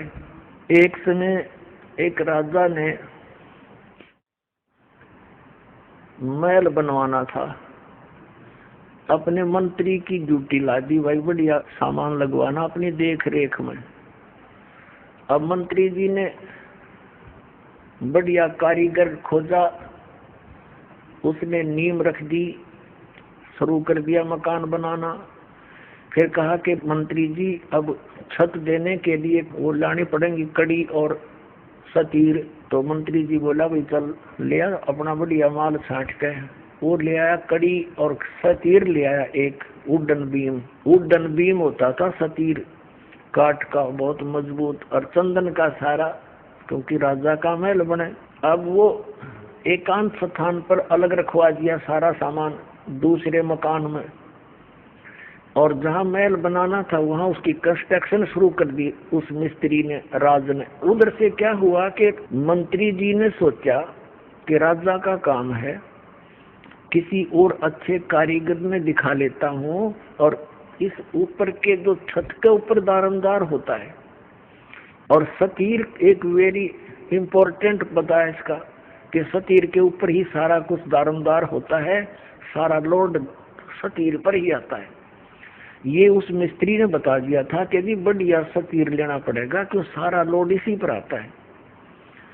तो मंत्री जी ने सोचा भी राजा का मामला है, कहीं सतीर कमजोर और कोई खराब ना आ गया हो, किसी और कारीगर ने दिखा लेता हूँ। वो और अन्य राज बुला लिया, उस राज को यानी मिस्त्री को, लक्कड़ मिस्त्री को दिखा कि भाई देखना ये सतीर ठीक है ना। अब ये बेईमान होता है का दाना लायक सा, उसने सोचा अपनी प्रभुता बना, नंबर 3 बन जाएंगे फिर तुझे मिलेगा काम राजा का। वो कहने लगा कि मंत्री जी ये तो कति बहुत खराब है, इसको मैं करता हूँ ठीक। कहा भाई कर दे ठीक, जो लेगा पैसे मैं दे दूंगा। वो लिया रंदा ठाके लगा, उसने घिसाने 2-2 इंच तार दिया दोनों तरफ से, चमका दिया कति। अब देखो ये है ना गुणिये में, मंत्री ने जो चमकता दिखा क्योंकि अच्छा रंदा लगा दिया। मंत्री जी ने सोचा भाई देख किसी बात बिगड़ जाती, अगर न्यू का न्यू रख देते छत पर तो राजा डांट मारा हो मेरे पे। उसने सोची एक मिस्त्री ने और दिखा लो कि फिर भी कसर रहेगी हो। वो एक और बुला लिया, उसे कहा कि देखना राज मिस्त्री जी सतीर ओके है ना। ने बोला जी इसमें तो बहुत त्रुटि है। अक भाई करिए ठीक, तू अका भी ले 2-2 इंच उसने तार दिया दोनों तरफ से, लगा रंदा लगाने। अब शंका होगी मंत्री जी को कि भैया तो बात बिगड़ जाती, देखा दूसरे ने भी इसमें तो त्रुटि काट दी।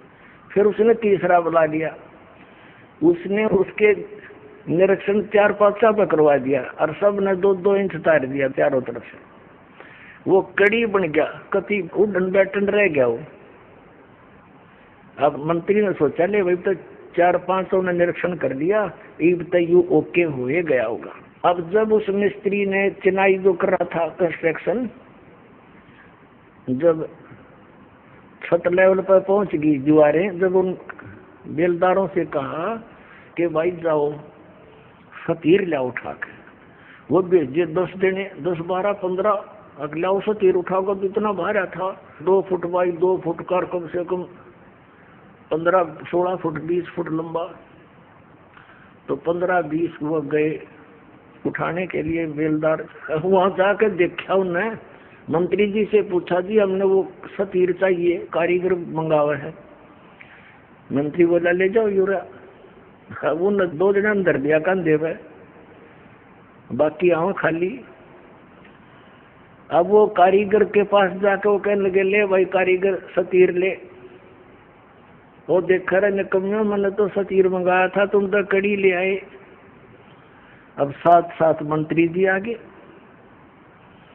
मंत्री जी क्या कहता है कि कारीगर तने तो मेरे पर डांट मरवा दी होती, इसमें तो घनी त्रुटि थी। 5 कारीगर बुलाए मैंने और उनने यो सतीर सही सेट कर दिया। ने बोला खाक सेट कर दिया, इन्हें नाश कर दिया इसका। बता कड़ी बना के धर दिया मूर्खा ने, पर बता के भूखा ने 5-5 रुपये ले गए और उसका नाश कर गए। अब वो माथे माथ मारे वो कारीगर, बोला रही क्या करूं बता। ये बैठा के इसका फिर और सतीर लाया गया और तब वो मकान राजा का बना। तो पुण्यात्माओं, ये ऐसे नीम हकीम हैं, इन्होंने सदग्रंथों का ज्ञान था नहीं और सतीर की कड़ी बना दी है। 700 श्लोकों की गीता को अरे इतने काट कर 383 बढ़िया, बाकी नकली। वाह भाई वाह, अरे वाह भले मानसो, तुमने तो यो नाश करने का ठेका ले रखा है सदा तुम मार्ग का। अब ये व्यक्ति पारखी जो संत हैं, ये अभिलाष दास जी, तो इसके भगत बताते हैं कि इन्होंने बड़ी पुस्तक लिखी हुई है, वेद क्या कहते हैं, वे बहुत बढ़िया पुस्तक है इनकी। वो दास ने पढ़ी इसकी पुस्तक वेद क्या कहते हैं। क्या कभी वेदों को भी पढ़ा? हाँ, वेदों को पढ़ा, वेदों को पढ़ा, लेकिन यहाँ तो वेदों को पढ़ा, वेदों पर लिखा, वेद पर मेरी पुस्तक है, वेद क्या कहते हैं। और ये क्या कहता है कि मैंने वेदों को पढ़ा, हर आज भी पढ़ता रहता हूँ। फिर इससे पूछते हैं, जैसे इसका विधान है, ये भी खुद बताता है, इसकी पुस्तक में लिखा है कि प्रारब्ध के कर्म यानी किस्मत में लिखे हुए दुख सुख जीव को भोगने ही पड़ेंगे, इसमें कोई परिवर्तन नहीं हो सकता। स्वामी जी, क्या परमात्मा अपने साधक के पाप नाश करता है? विश्व नियम को लोग स्थूल बना करके एक ऐसा बना देते हैं कि वो कृपा और कोप करता है। कृपा कोप करने वाला कोई नहीं है, जो हम करेंगे वो भरेंगे। लेकिन कमजोर मन को ये चाहिए कि हम पाप भी करें तो वंदना करें तो क्षमा कर दें। इसलिए लोग गढ़ते गढ़ते ऐसा भावुक भगवान बना लिए हैं कि सारा पाप करो उसका नाम ले लो कट जाएगा, और इससे गड़बड़ी और बढ़ी है।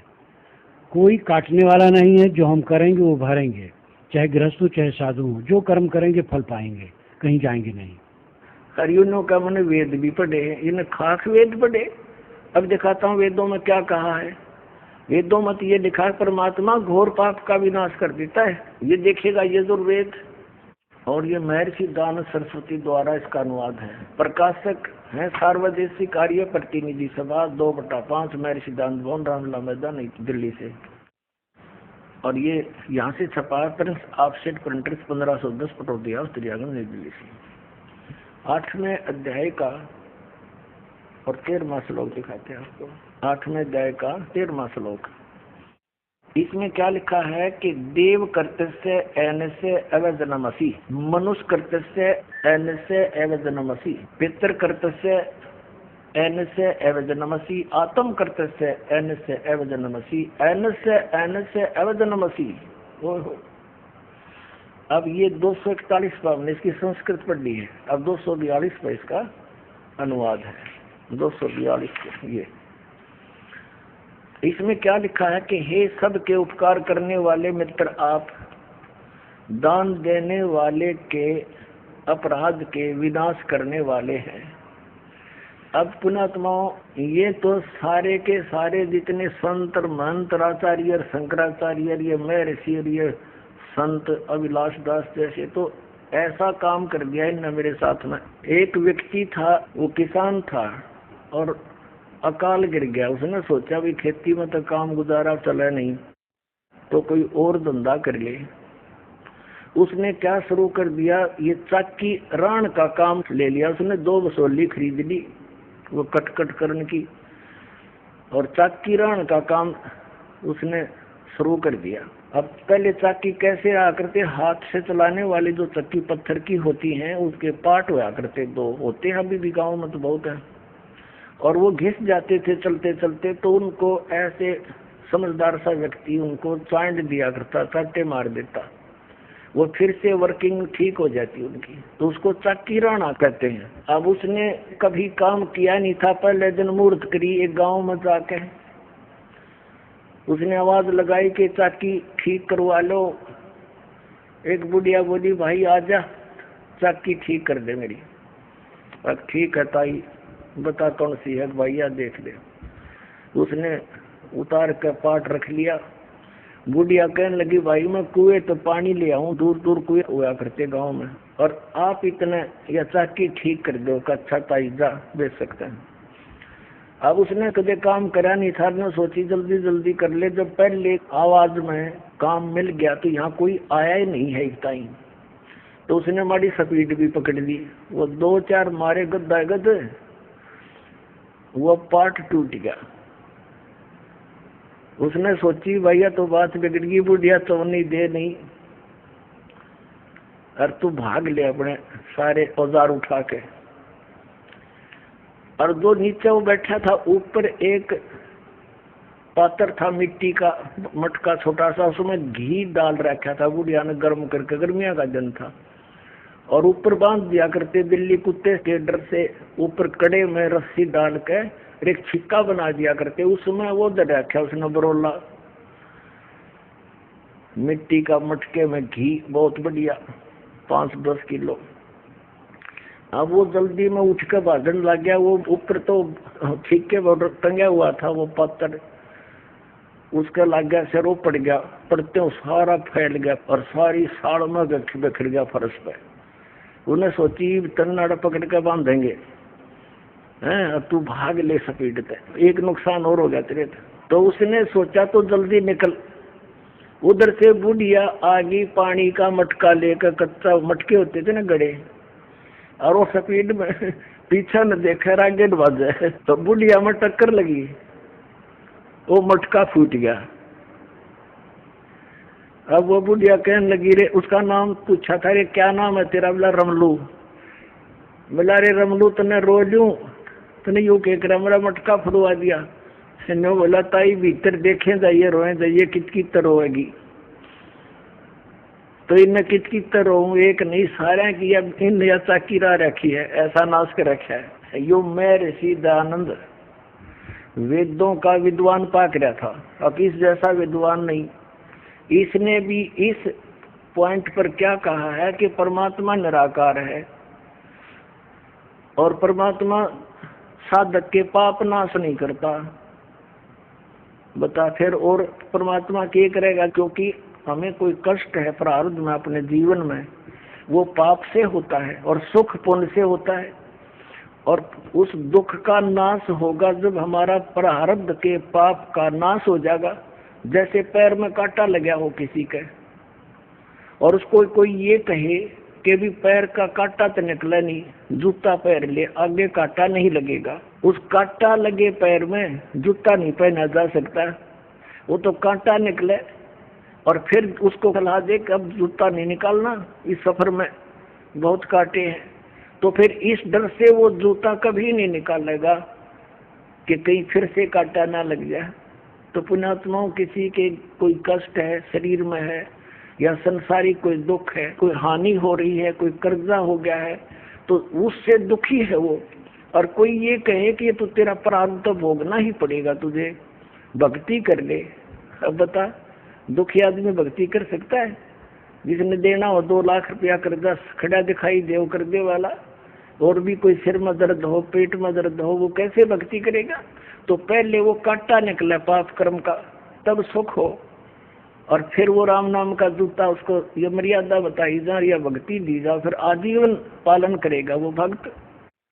तो ये क्या कहते हैं, देखिए एक झलक है, साथ में से एक नकली मैं ऋषि की ओर दिखा दूं, दोनों का तालमेल सा लगभग मिलता जुलता है इनके विचार। देखिए ये एक सत्यार्थ प्रकाश है, इसकी रचना महर्षि दयानंद की। अब देखो, महात्मा जी ने नो देखे इस पोज में तो मर जाद भी कटके, अक महर्षि पड़ा होगा, भगवान पा लिया इसने। हरीब देखना, इसका ज्ञान दिखाता हूँ थोड़ा सा, एक का झलक बतेरी, इतना समय नहीं। इसकी तो धोती सी धोकर रखी हमने कभी। ये सत्यार्थ प्रकाश है और ये इसमें क्या लिखा है कि वेद आदि विविध सद शास्त्र प्रमाणे संवित है, यानी वेद आदि सभी विविध प्रकार के सद शास्त्रों का आधार से इसकी रचना हुई है। किसने करी है रचना? इसकी देखो कितनी महिमा कर रखी है महर्षि दयानंद की। श्रीमत परमहंस परिव्राजक आचार्य महर्षि दयानंद सरस्वती स्वामी विरचित है। और ये कहाँ से प्रकाशित है? वैदिक यति मंडल दानंद मठ दीनानगर पंजाब से। ये छपा कहाँ से है? आचार्य प्रिंटिंग प्रेस दानंद मठ गोहाना मार्ग रोहतक से। इसके 7वें समोल्लास में ले चलते हैं आपको। इसकी कलाबाजी देखियो। 154 पृष्ठ पर 7वां समोल्लास सप्तम समोल्लास। किसी ने पूछा कि प्रश्न ईश्वर साकार है व निराकार? उत्तर महर्षि का निराकार। ठीक है।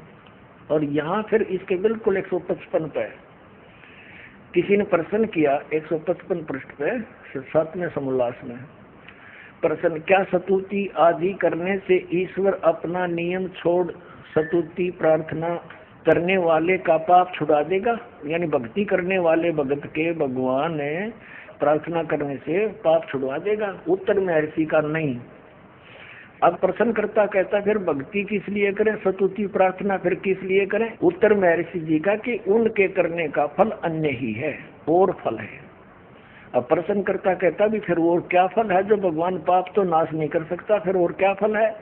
उत्तर महर्षि जी का कि स्तुति से ईश्वर में प्रीति, उसके गुण कर्म स्वभाव से अपने गुण कर्म स्वभाव का सुधरना, प्रार्थना से निरअभिमानता उत्साह और सहाय का मिलना, उपासना से परब्रह्म से मेल और उसका साक्षात्कार होना। देख रहे हो तो ये भांग पिया करता। 154 पृष्ठ पर तो क्या कह रहा है कि भगवान निराकार है, और दूसरे पर यूं कह है भक्ति उपासना ते पाप ते नाश हो को नहीं, भक्ति साधना ते प्रार्थना स्तुति ते इससे उपासना से परब्रह्म से मेल हो जाएगा और उसका साक्षात्कार हो जाए, यानी उसको देख सकते हैं। निराकार का खाक देखेगा। बता 154 पृष्ठ पर तो निराकार कह रहा है और अब 155 पर साकार सिद्ध करे। और फिर दूसरी छुरी इसने क्या बताई है कि परमात्मा अपने उपासक के भगत के पाप नाश नहीं कर सकता। तो प्रश्नकर्ता ने कहा भी फिर और क्या करेगा भगवान? किसी और लाभ है? और क्या लाभ है? कि भगवान का दर्शन हो जाएगा। अकल देखो इसकी। जैसे किसी ने साबुन विक्रेता का बड़ा बोर्ड ला रखा और कोई उससे पूछता है क्या आप साबुन विक्रेता हैं, बहुत बड़ा प्रसिद्ध, तो क्या साबुन कपड़े के मैल छुड़वा देगा? अब वो उत्तर दे साबुन विक्रेता कि नहीं, कपड़े के मैल तो नहीं छुड़वाएगा। तो प्रश्नकर्ता तो स्वाभाविक कहेगा भी फिर साबुन का प्रयोग किस लिए करें? तो वो उत्तर देव है कि साबुन के प्रयोग से कपड़े का मैल तो नाश नहीं होएगा, लेकिन और लाभ है। वो क्या लाभ है? कि कपड़ा मजबूत हो जाएगा। अरे जब साबुन के गुणों में लिखा है कि वो कपड़े के मैल काटे और काम में ही हो साबुन का, ऐसा व्यक्ति कौन होगा? वो धोखेबाज है जिसने लकड़ी के गुटके पैक कर रखे होंगे, पुड़िया बना रखी होंगी लकड़ी के टुकड़े की गुटके की, और वो बेचता होगा कि साबुन पे मैल पे कटे नहीं, कपड़ा मजबूत हो जाएगा, दूना और कटेगा उससे। अब जैसे कोई वैद्य है और वैद्य से कोई पूछता है कि वैद्य जी क्या औषधि प्रयोग करने से रोग नाश हो जाएगा, और वो वैद्य ये कहे कि औषधि खाने से रोग नाश नहीं होगा। अब प्रश्नकर्ता के फिर भाई औषधि किस लिए खाएंगे हम, कि उससे और लाभ है। तो क्या लाभ है बताइए वैद्य जी? के पहलवान बन जाएगा। जिसके टीबी की बीमारी हो वो पहलवान बनेगा, कम रहेगा। और रोग कट्टन की औषधि मिला तो उसका समझ तो अपन पहलवान हो जाएगा फिर वो। तो कहने का भाव ये है, ये सारे एक थैली के चट्टे बट्टे थे, ज्ञान किसी ने था नहीं, भोली जनता इनके पीछे लागी, न मेर शीर बड़े साधु संत और पहुंचे हुए और नो दिखा दे करके न सोचे भाई किसी भगवान से मिल रहे, इन्हें कख भी नहीं पता, अपने सदग्रंथों से परिचित नहीं, इन्हें झूठा ज्ञान ध्यान का लाओ, ये बाद विदा चतुराई। देखिएगा अब इसने इस सत्यार्थ प्रकाश के प्रथम समोल्लास में ये 18 पृष्ठ पे इसी सत्यार्थ प्रकाश के महर्षि दयानंद ने प्रथम समोल्लास के इस 18वें पृष्ठ पे यहाँ मित्र की परिभाषा बताई है। क्या बताया कि वह परमेश्वर सबका सच्चा मित्र है, इससे परमेश्वर का नाम मित्र है। ये इसने सत्यार्थ प्रकाश के प्रथम समोल्लास में परमात्मा के नामों की व्याख्या कर रखी है कि किन किन नामों से परमात्मा का बोध होना चाहिए। अब ये कंसेप्ट क्लियर हो गया कि महर्षि दयानंद जी परमात्मा के नामों में से एक मित्र शब्द भी जहाँ ये प्रयोग करता है, जहाँ परमात्मा की महिमा है, तो ये सोच ले वो भगवान के विषय में। अब क्योंकि इसका विधान भी अपना सत्यार्थ प्रकाश में ये है कि परमात्मा पाप नाश नहीं करता, पाप छुड़वाता नहीं साधक के, तो यहाँ वेद में यजुर्वेद के 8वें अध्याय के 13वें श्लोक में 6 बार लिख रखा है कि घोर पाप का भी नाश परमात्मा कर देता है। तो इसने सोची इतने सत्यार्थ प्रकाश में तो ऐसे लिख रखा है, अब तेरी बात झूठी ना हो जा, इसने यहाँ मित्र लिख दिया, भगवान ना लिखा, क्योंकि आम भोली भात जनता ने इतना ज्ञान कहा, वो तुमने सोचा ये कोई मित्र के विषय में लिख रखा होगा। जैसे सन 2004 से ये दास समाचार पत्रों में इस महर्षि दयानंद की जानकारी, इसके अज्ञान का समाचार पत्रों में लिख लिख कर लेख लिखा करता था और ये बताया करता था कि ये महर्षि दयानंद सत्यार्थ प्रकाश तो उसका अनुभव है, वेद भगवान का ज्ञान है, विधान है, तो जो वेदों से नहीं मिलता तो वो ज्ञान गलत है। और इस बात को ये महर्षि दयानंद भी मानता है। तो देखिएगा, महर्षि दयानंद कहते हैं कि परमात्मा पाप नाश नहीं कर सकता, वेद कहते हैं घोर पाप भी नाश कर दे, तो सत्यार्थ प्रकाश ये झूठार्थ प्रकाश है। समाचार पत्रों में लिखना शुरू किया, इसी का परिणाम था ये क्रोथा कांड। तो इन्होंने क्या उत्तर दिया समाचार पत्रों में कि रामपाल झूठा है, इसको संस्कृत आती नहीं, ये महर्षि दयानंद के क्या जाने गूढ़ रहस्यों को उस 8वें अध्याय के 13वें श्लोक में मित्र के बारे में कहा है, भगवान के बारे में नहीं कहा। फिर दास ने ये सत्यार्थ प्रकाश का छल्ला उल्टा कर दिया, उनका आगे देख युग अंत से इसमें। अब हम फिर आ जाते हैं यजुर्वेद के, महर्षि दयानंद का अनुवाद है यजुर्वेद। अब हम फिर इसमें दिखाते हैं आपको, अब यहाँ पढ़ रहे हैं हम यजुर्वेद के 8वें अध्याय का जो 13वां श्लोक, यहाँ तो संस्कृत है ओनली, ये 241-242 में अनुवाद किया है इसने। यहाँ ये अनुवाद करता स्वयं महर्षि दयानंद है। हे सबके उपकार करने वाले मित्र लिख दिया यहाँ पर, यहाँ लिखना था सबके उपकार करने वाले परमेश्वर। और सत्यार्थ प्रकाश में इसने स्पष्ट भी कर दिया कि सबका सच्चा मित्र साथी होने के कारण परमात्मा का नाम मित्र जानना। तो यहाँ मित्र मीन परमात्मा पढ़ेंगे हम। देखिए, हे सबके उपकार करने वाले परमेश्वर, आप दान देने वाले के से माने अपराध के विनाश करने वाले हो, नाश करने वाले हो। एवजनम हम संस्कृत भी पढ़ देंगे क्योंकि देवनागरी लिपि है। और मनुष्य कर्तव्य साधारण मनुष्यों के किए हुए एनस्य माने अपराध, अपराध को चाहे पाप कहो, एनस्य माने अपराध, एनस्य माने पाप कहो चाहे अपराध कहो, के विनाश करने वाले हो। पिता के किए हुए एनस्य माने पाप ही समझो, विरोधाचरण नहीं, पाप के। अवजनम माने अच्छी प्रकार हरने, नाश करने वाले हो। अवजनम माने नाश करने वाले, विनाश करने वाले। आत्म कर्तव्य अपने किए हुए, एनस्य माने पाप के, अवजनम माने नाश करने वाले हो, दूर करने वाले हो। अनस्य अधर्म के अधर्म यानी घोर पाप के नाश करने वाले हो।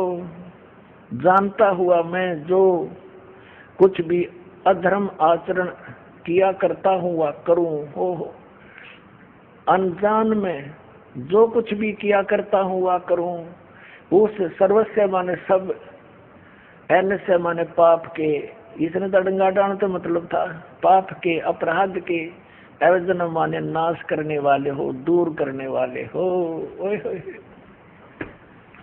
अरे ये नौका हमें वेद भी पढ़े हैं, टट्टू वेद पढ़े इतने।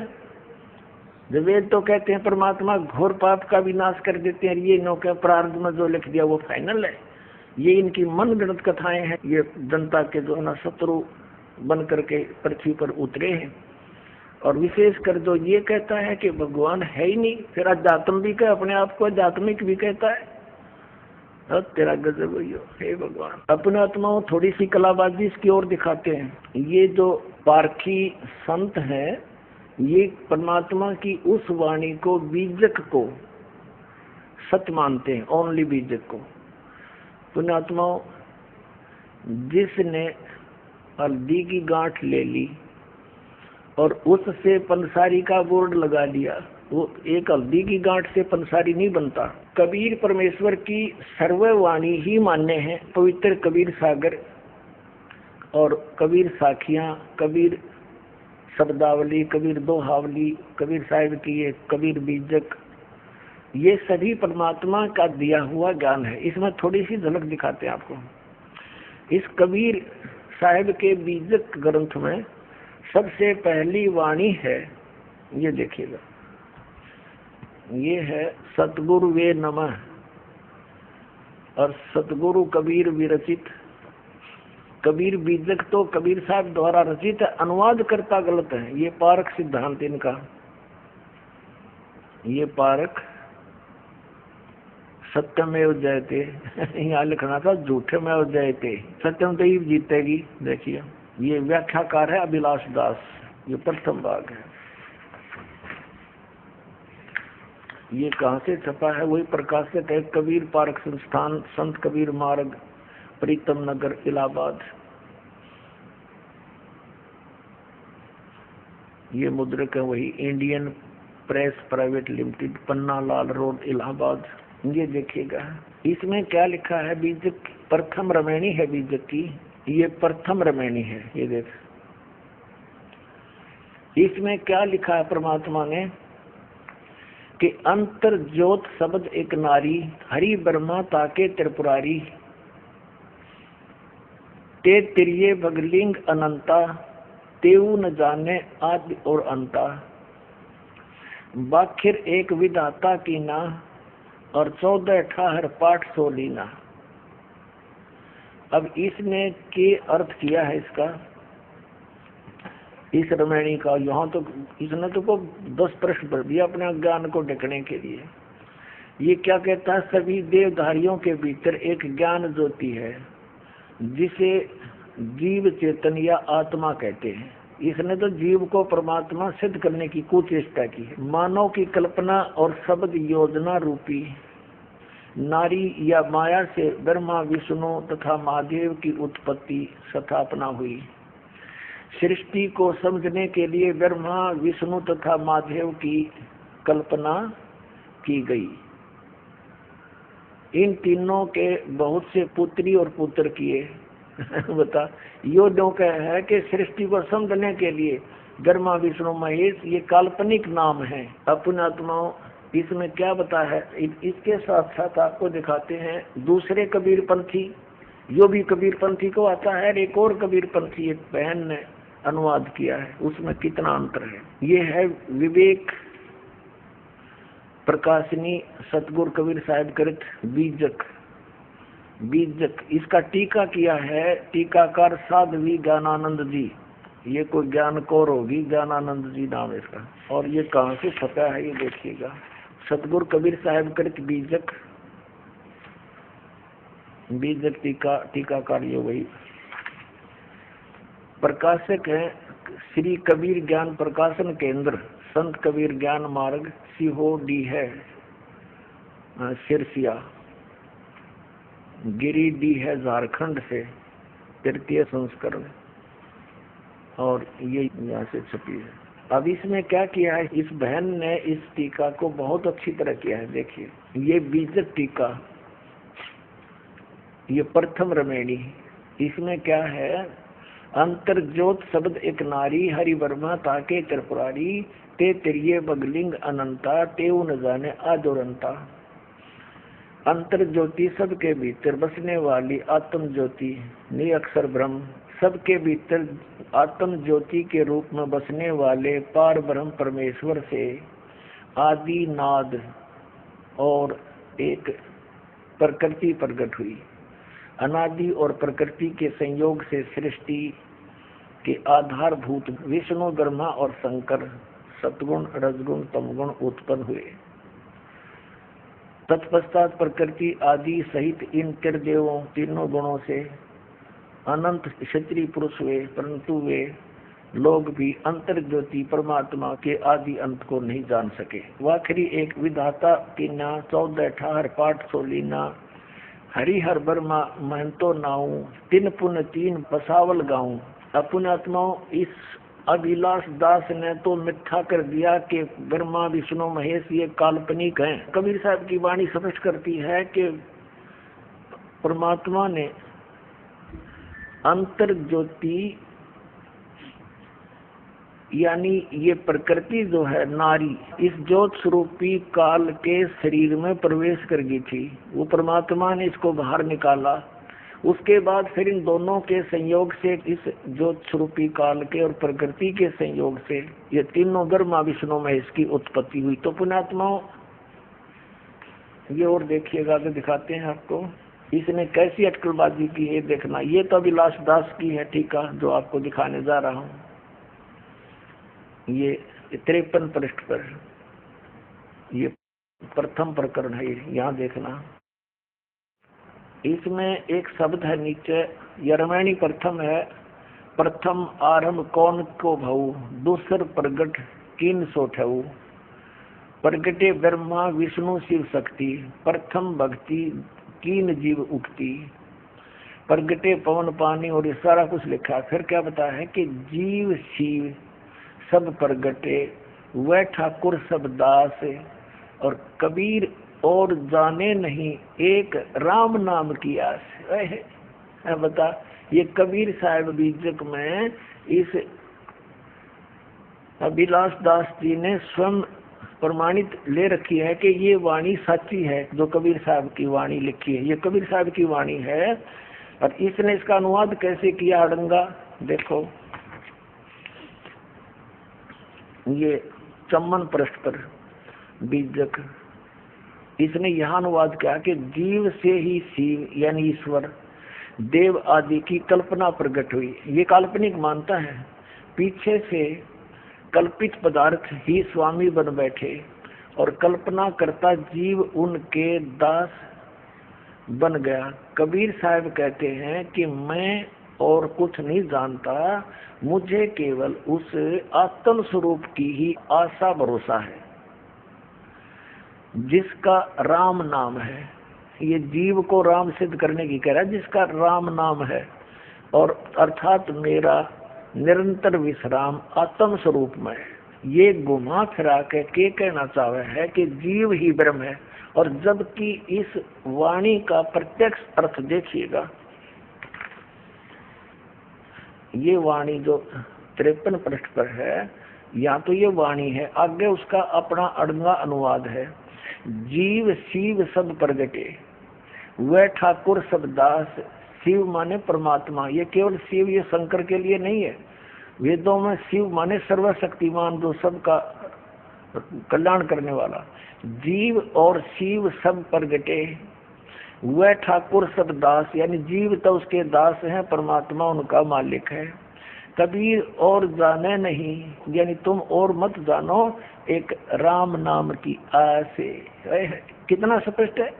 अरे इस नडंगा के करा देख, इस दुनिया के नाश करने वाले ने, भक्ति का नाश करने वाले ने, जीव से शिव ये ईश्वर देवादि की कल्पना प्रकट हुई, कल्पना। और पीछे से कल्पित पदार्थ भी स्वामी बन बैठे और कल्पना करता जीव उनके दास बन गए। कबीर साहब कहते हैं कि मैं और कुछ नहीं जानता, मुझे केवल उस आत्म स्वरूप की ही आस भरोसा है। बता, आत्म स्वरूप की खाक भरोसा है, गधे का गधे ने के भरोसा बता है तेरा गधे भैया। अब देखो इसका इस बहन जी ने कैसे टीका किया है, ये भी कबीर पंथी है, देखना। ये आपको दिखा दिया था भी, बार बार इनके प्रकाशक दिखा नहीं पाऊंगा। अब इसकी तीसरी रामायणी में ये है, इस बहन के द्वारा अनुवाद है, ये चौथी रामायणी नीचे है, ऊपर तीसरी का लास्ट में है, जीव शिव सब प्रगटे वह ठाकुर सब दास, और कबीर और जाने नहीं एक राम नाम की आस है। अब इस बहन ने कितना अच्छा अनुवाद किया है। इस तरह जीव और ईश्वर प्रकट हुए, ईश्वर स्वामी हुए और सभी जीव दास हुए।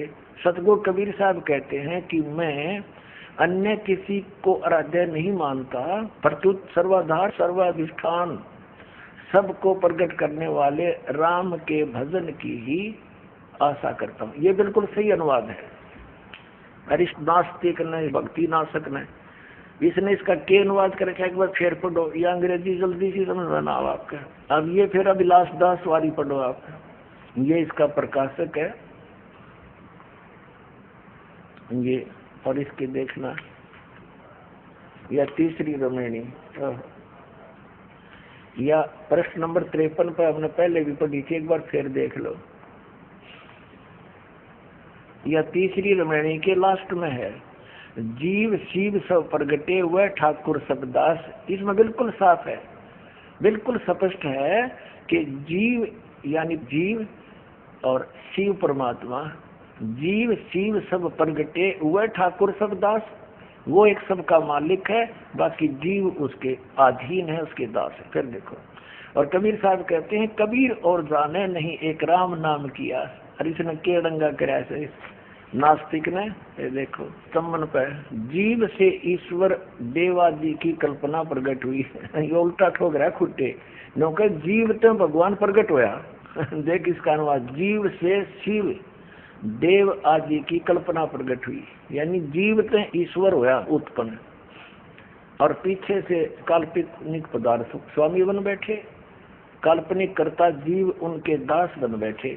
और कुछ नहीं जानता, मुझे केवल उस आत्म स्वरूप का ही आशा भरोसा है, और जिसका नाम राम है, और मेरा निरंतर विश्राम स्वरूप राम में है, यानी अपने जीव राम में है। जीव राम की भक्ति करता हूँ मैं, इसलिए कहना चाहे। बता इसका कितना है ठिकाना। अपने आत्माओं क्या क्या इनका विधान है, ये थोड़ा सुनाता हूँ आपको। ये पारखी नहीं मानते कि कोई लोक है, सतलोक है, अमरलोक है, अगमलोक है। ये कबीर साहब को एक जीव मानते हैं, मानव मानते हैं। जब कबीर साहब भी जीव और अभिलाष दास भी जीव, फिर कबीर साहब को सतगुरु और क्यों मान लिया इनके इष्ट देव। अब अभिलाष दास जी करके दिखाओ रचना कबीर साहब वाली, फिर उस कबीर साहब का सारा क्यों लिया, अगर वो जीव ही थे तो। अपने आत्मा जैसे आत्मा और परमात्मा, राजा और प्रजा दोनों एक जैसे ही शकल होती है। राजा भी मनुष्य ही होता है, लेकिन उसकी सामर्थ्य में अंतर होता है। तो जैसे आदरणीय गरीबदास साहिब जी को परमात्मा मिले, आदरणीय नानक साहिब जी को मिले, आदरणीय धर्मदास साहिब जी को परमात्मा कबीर जी मिले, आदरणीय दादू साहिब जी को मिले, आदरणीय मलुकदास साहिब जी को मिले, आदरणीय गीसादास साहिब जी को मिले। उन सभी ने उस परमात्मा की महिमा का गुणगान किया, आंखों देखा सतलोक और सचखंड बताया। गरीबदास साहिब जी को परमात्मा सचखंड लेकर गए, वहां की सारी स्थिति दिखाकर वापस छोड़ा, तब कहा था अनंत कोट ब्रह्मांड का एक रति नहीं भारे, सतगुरु पुरुष कबीर हैं ये कुल के सिरजनहारे। आदरणीय रामानंद जी को परमात्मा सचखंड लेकर गए थे, और फिर उसी तरह वापस छोड़ा, तब उसने कहा था दोहू ठोर है एक तू, भया एक से दो, गरीबदास हम कारणे तुम उतरे हो मगजो। बोलत रामानंद जी सुनो कबीर करतारे, गरीबदास सब रूप के तुम ही सृजनहारे। और कबीर परमेश्वर ने खुद कहा है कि ए स्वामी सृष्टा में, यानी सबका रचनहार मैं हूँ और सृष्टि हमरे तीर, गरीबदास अधर बसू अवगत सत कबीर। और फिर परमात्मा ने कहा कि सुन रामानंद राम हम, यानी राम माने परमात्मा, हम हैं। और जिन भी महापुरुषों ने परमात्मा को देखा, उनके दर्शन किए, उन्होंने स्पष्ट किया है कि हम सुल्तानी नानक तारे दादू को उपदेश दिया, जात जुलाहा भेद न पाया वो काशी माहे कबीर हुआ।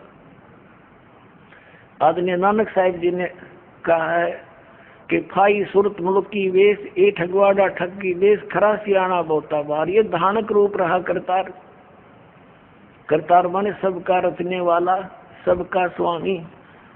अब इस ज्ञान से, सत्संग से पुण्यात्माओं को जो परमात्मा की खोज में लगे हुए हैं, उनको ये तो विश्वास हो चुका है, लगभग हो जाएगा नहीं तो ज्ञान सुनने से, कि कबीर इज गॉड।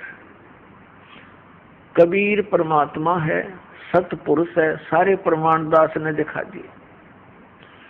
अब क्या समस्या आवेगी आपके समक्ष कि भाई यदि कबीर साहब ही भगवान है तो फिर बिल्कुल सही है। फिर तो कबीर पंथ में जितने महापुरुष हैं जो गुरु पद पर हैं, आम जनता जनसाधारण के मन में, भोले भालों के मन में ये बात मन में आवेगी कि भी सबसे पुराना कबीर पंथ में कौन सा स्थान है, हमारे किया और बीमारी है। हम सबसे पुराने को महत्वपूर्ण मानते हैं। तो पुण्यात्माओं, अब भोली आत्मा उन कबीर पंथ के उन नकली संतों के जाकर फंसना जा, इसलिए अब थोड़ा सा ये सतर्क और करना पड़ेगा। एक हमारा सेवक बना सन 1998 में, और उसको ज्ञान हो गया कि कबीर साहब परमात्मा है दास के प्रमाणों से। तो उसके अंदर काल ने के प्रेरणा भर दी। अब कबीर साहब तो भगवान है ही, ये तो अंडरस्टूड हो गया, बुद्धिमान बच्चा था। लेकिन ये चतुरता है इस मार्ग में हानिकारक भी होती है। तो उसके मन में क्या दोष आया, दो दास ने अभी बताया। उसने सोचा जब कबीर साहब ही भगवान है, और इस दास के बारे में सोचा ये तो अभी सन 1994 से नाम देने लगे हैं, और ये तो बहुत नए से हैं, और कहीं ऐसा ना हो उन पुराने आश्रमों में उनके पास तो बहुत ही यथार्थ ज्ञान मिलेगा जो उसने धारणा बना रखी थी, परिचित नहीं होने दिया। और कहा जी ऐसे ऐसे हमारी इच्छा है कि कबीर बट देख कर आवे, बांधवगढ़ का वो स्थान देखें जहाँ धर्मदास जी हुए हैं। मैंने कहा चलो भाई देख आते हैं। संगत थोड़ी थी, थोड़े ही भक्त बने थे। सन 2000 में फिर हम कहाँ गए, कबीर बट है एक, ये गुजरात स्टेट में भरूच एक शहर है। भरूच शहर से 12 किलोमीटर की दूरी पर एक मंगलेश्वर गांव है। मंगलेश्वर गांव के पास एक शुक्ल तीर्थ नाम का पहले एक गांव था, और उसमें जीवा दत्ता नाम के 2 ब्राह्मण भाई रहते थे, और वो परमात्मा के शिष्य हुए थे। उन्होंने ज्ञान सुना कि भी पूर्ण गुरु के बिना मोक्ष नहीं हो सकता। दोनों भाइयों ने विचार विमर्श किया कि भी हम जिस भी संत के विचार सुनते हैं हमने तो वो पूरा दिखाई देता है, अब हम कैसे निर्णय करें कि कौन सा पूरा है और कौन सा अधूरा है। तो उन्होंने अपनी ही सोच के आधार से एक फैसला कर लिया, निर्णय कर लिया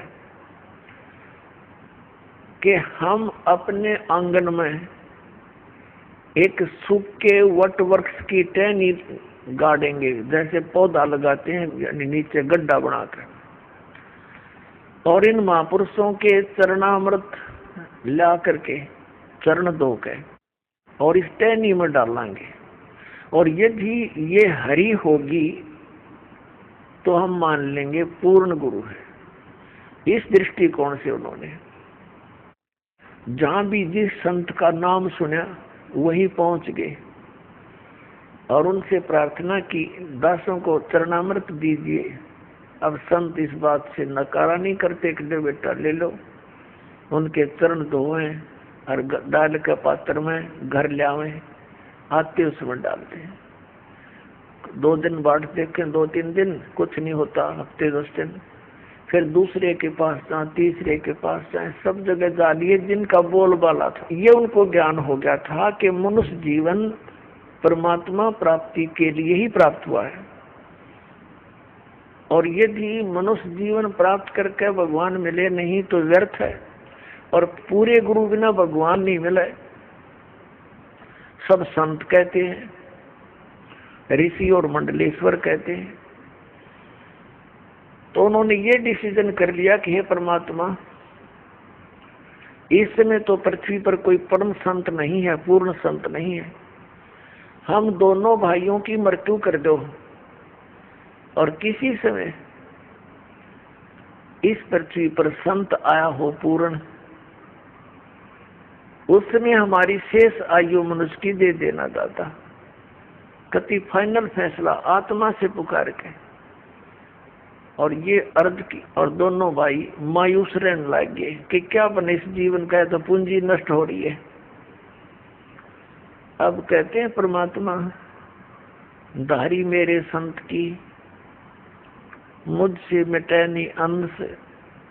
उसी समय हफ्ते 10 दिन के बाद परमात्मा एक जिंदा महात्मा के रूप में उस शुक्ल तीर्थ नाम के गांव में, जिसमें 30-40 घर थे ज्यादा से ज्यादा, पहले ऐसे छोटे छोटे गांव होते थे सभी, तो वहां गली में घूम रहे हैं, और जीवा और दत्ता,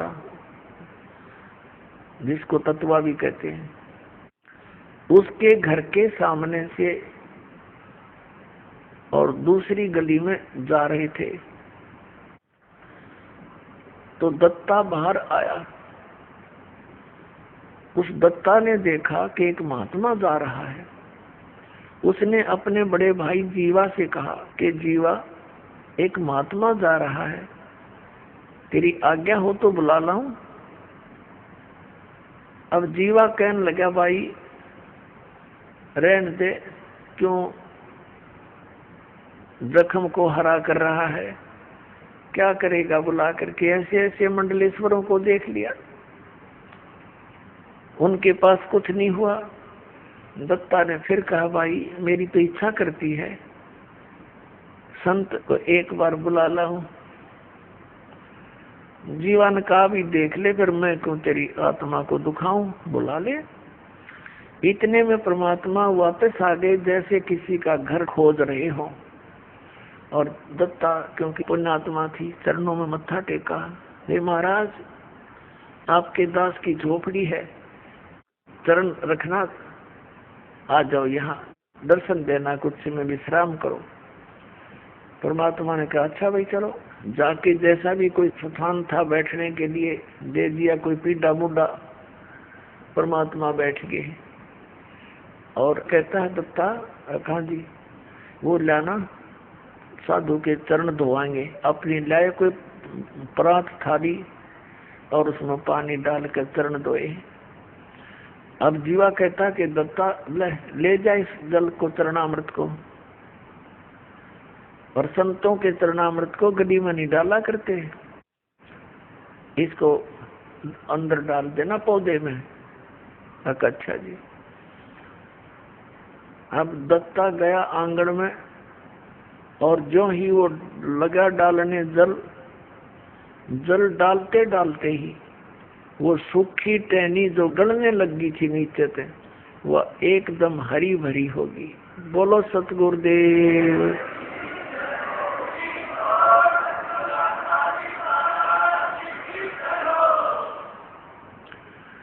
अब दत्ता ने कहा जीवा आइए एक बार जल्दी आना।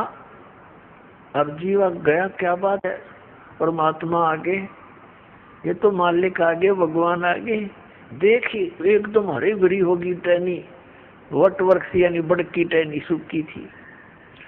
दोनों भाइयों ने एक एक पैर पकड़ लिया और नो देखे मुंह की तरफ और रोए और कहने लगे भगवान हम तो कति थक चुके थे और हमने मान लिया था कि इस पृथ्वी पर कोई संत नाम की चीज नहीं। ये भगवान आप पहले क्यों ना आए दाता, हमने बहुत खोज करी। परमात्मा कहने लगे बेटा मैं आ तो जाता पहले भी, तुम्हारी आत्मा से मैं खूब परिचित था, तुम्हारे हृदय की कसक से। यदि मैं पहले आ जाता और ये हरी भरी भी हो जाती होनी थी, तो वैसे ये संत की पहचान नहीं होती। फिर भी मैंने तुम्हारी आस्था को देख करके लीला करनी पड़ी बेटा। यदि मैं पहले आ जाता और ये हरी भरी हो जाती, तुम उपदेश ले लेते, ठीक है, फिर तुम्हारे मन में यह धारणा और आती कि हो सकता है एक बहुत बड़ा मंडलेश्वर है, उसका बड़ा बोल बाला है, उसके हजारों की संख्या में शिष्य हैं, कहीं वो हमारे गुरु से भी अत्यधिक शक्तिशाली हो, तो तुम बेटा फिर धक्के फिर भी खाते। और उस समय जब गुरु बना लिया, उसके बाद मन में आपके ये धारणा आती, तो बेटा मेरे से भी खत्म हो जाते, क्योंकि गुरु के प्रति अविश्वास होने से नाम खंडित हो जाता है। गुरु बनाने से पहले खूब छानबीन करें, खूब हर तरह से उसकी परीक्षा करें, और उसके बाद अगर आपके मन में दोष आता है तो आपका नाम नहीं रहता, कनेक्शन कट जाता है। अपना आत्मा ये परम संत के ऊपर लागू है ये सारे नियम, और हमने ला रखे नकलियां के ऊपर। लेकिन परमात्मा कबीर जी ने कहा कि झूठे गुरु के पक्ष को तदत ना लावे वार, झूठा गुरु हो तो तुरंत त्याग दे। और सही गुरु मिलने के बाद फिर मन में आपके कोई दोष रहता है, फिर आप नाम रहित हो जाते। तो बेटा मैं पहले आ जाता, तुम फिर भी धक्के खाते। मैं इसलिए देर से आया हूं कि तुम्हारी सारी फड़क निकल ले और तुम इन सारे संतों ने टटोल लो पहले, नहीं तो फिर बात बिगड़ जाती। तो दोनों कहने लगे महाराज जी यह बात आपकी 100 की 100 सच्ची, 100%। क्योंकि आप तो एक सिंपल से आदमी और उनका बोलबाला हमने कति परख कर देख लिया, उनके पास ये शक्ति नहीं थी। फिर परमात्मा ने कहा बेटा केवल यही एक उदाहरण नहीं होना चाहिए, एक संत की पहचान इस सब एक पॉइंट से नहीं होती। संत की पहचान उसके ज्ञान से होती है। अब सुनो मैं तुम्हें ज्ञान सुनाता हूं। परमात्मा ने उनको कई दिन तक अपने द्वारा रची हुई सृष्टि का ज्ञान दिया। तो कहने का भाव ये है कि जो सूखी टहनी लगाई थी कबीर परमेश्वर जी के चरणामृत से वह हरी भरी होगी थी, उस टहनी ने एक बहुत बड़े वट वृक्ष का रूप धारण कर लिया।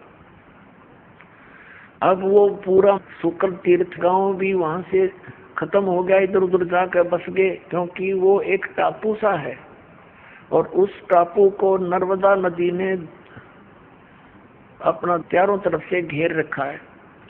वहां नर्मदा नदी, नर्मदा दरिया दो भागों में बंटकर आगे जाकर फिर एक होकर समुद्र में गिर जाती है।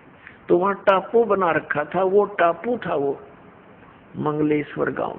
तो अब वहां कोई नहीं रहा, वहां जब टापू में वो बदल गया तो बाहर आकर रहने लगे, वहां अकेला वो वट वृक्ष रह गया। उस वट वृक्ष के विषय में बताया है कि लगभग 900 एकड़ में का घूम गया, फैल गया। लगभग 600 वर्ष पुराना वो वट वृक्ष आज भी विद्यमान है, जीर्ण शीर्ण हो रहा है। वो लगभग 1.5, 2, 3 एकड़ में अब भी है और वहाँ कबीर पंथ का एक महंत पद से ये परंपरागत वहाँ एक आश्रम है उस वट वृक्ष के नीचे ही। और वो केवल महंत पदवी इसलिए रखी गई थी कि ये यादगारें जो अद्भुत लीलाएं घटनाएं घटी हुई हैं ये सुरक्षित रहें। इस पिछली पीढ़ी तक के कबीर परमात्मा के द्वारा की गई लीलाएं आज भी उनके अवशेष बकाया है। तो पुण्यात्मा उस वट वृक्ष को देखने के लिए हमने बांधवगढ़ के अंदर कुछ नहीं पाया। वहाँ उनका धर्मदास जी का लड़का था नारायण दास, वो परमात्मा की शरण में नहीं आया था। फिर परमेश्वर कबीर जी ने आदरणीय धर्मदास साहिब जी को अपनी कृपा से 60 साल की उम्र हो चुकी थी उनकी धर्मदास जी की, तब एक संतान एक पुत्र दिया था। उस पुत्र से उसका वंश चला था और उस पुत्र के साथ बड़ा बेटा हमेशा विरोध रखता था, उसके साथ जो है ना झगड़ा रखता था। उसने वहां से छोड़ दिया था बांधवगढ़, दूसरे छोटे लड़के ने कहीं और चला गया था, कुदरमाल वगैरह नाम बताया एमपी में। तो बांधवगढ़ में वो हमारे साथ था, वो हमारा सेवक। उसने बाद में बताई दास को फिर ये बातें। तो उसने जाकर के बांधवगढ़ में जो महात्मा से दिखे थे उनसे बात करी, अलग से चर्चा की, ज्ञान गुण की बातचीत की। फिर हम वहां से चल पड़े वट वृक्ष देखने। हम वट वृक्ष पर पहुंचे तो वहां एक महंत था, अच्छी गद्दी लगा रखी, एक झूला के ऊपर बैठा हो और एक दो उसका सेवक उसको झुला रहा था। तो उससे उसने एकांत में बात करी। हम कहीं उधर अपने बैठे थे। उससे पूछा जी सार नाम क्या है, सत नाम क्या है।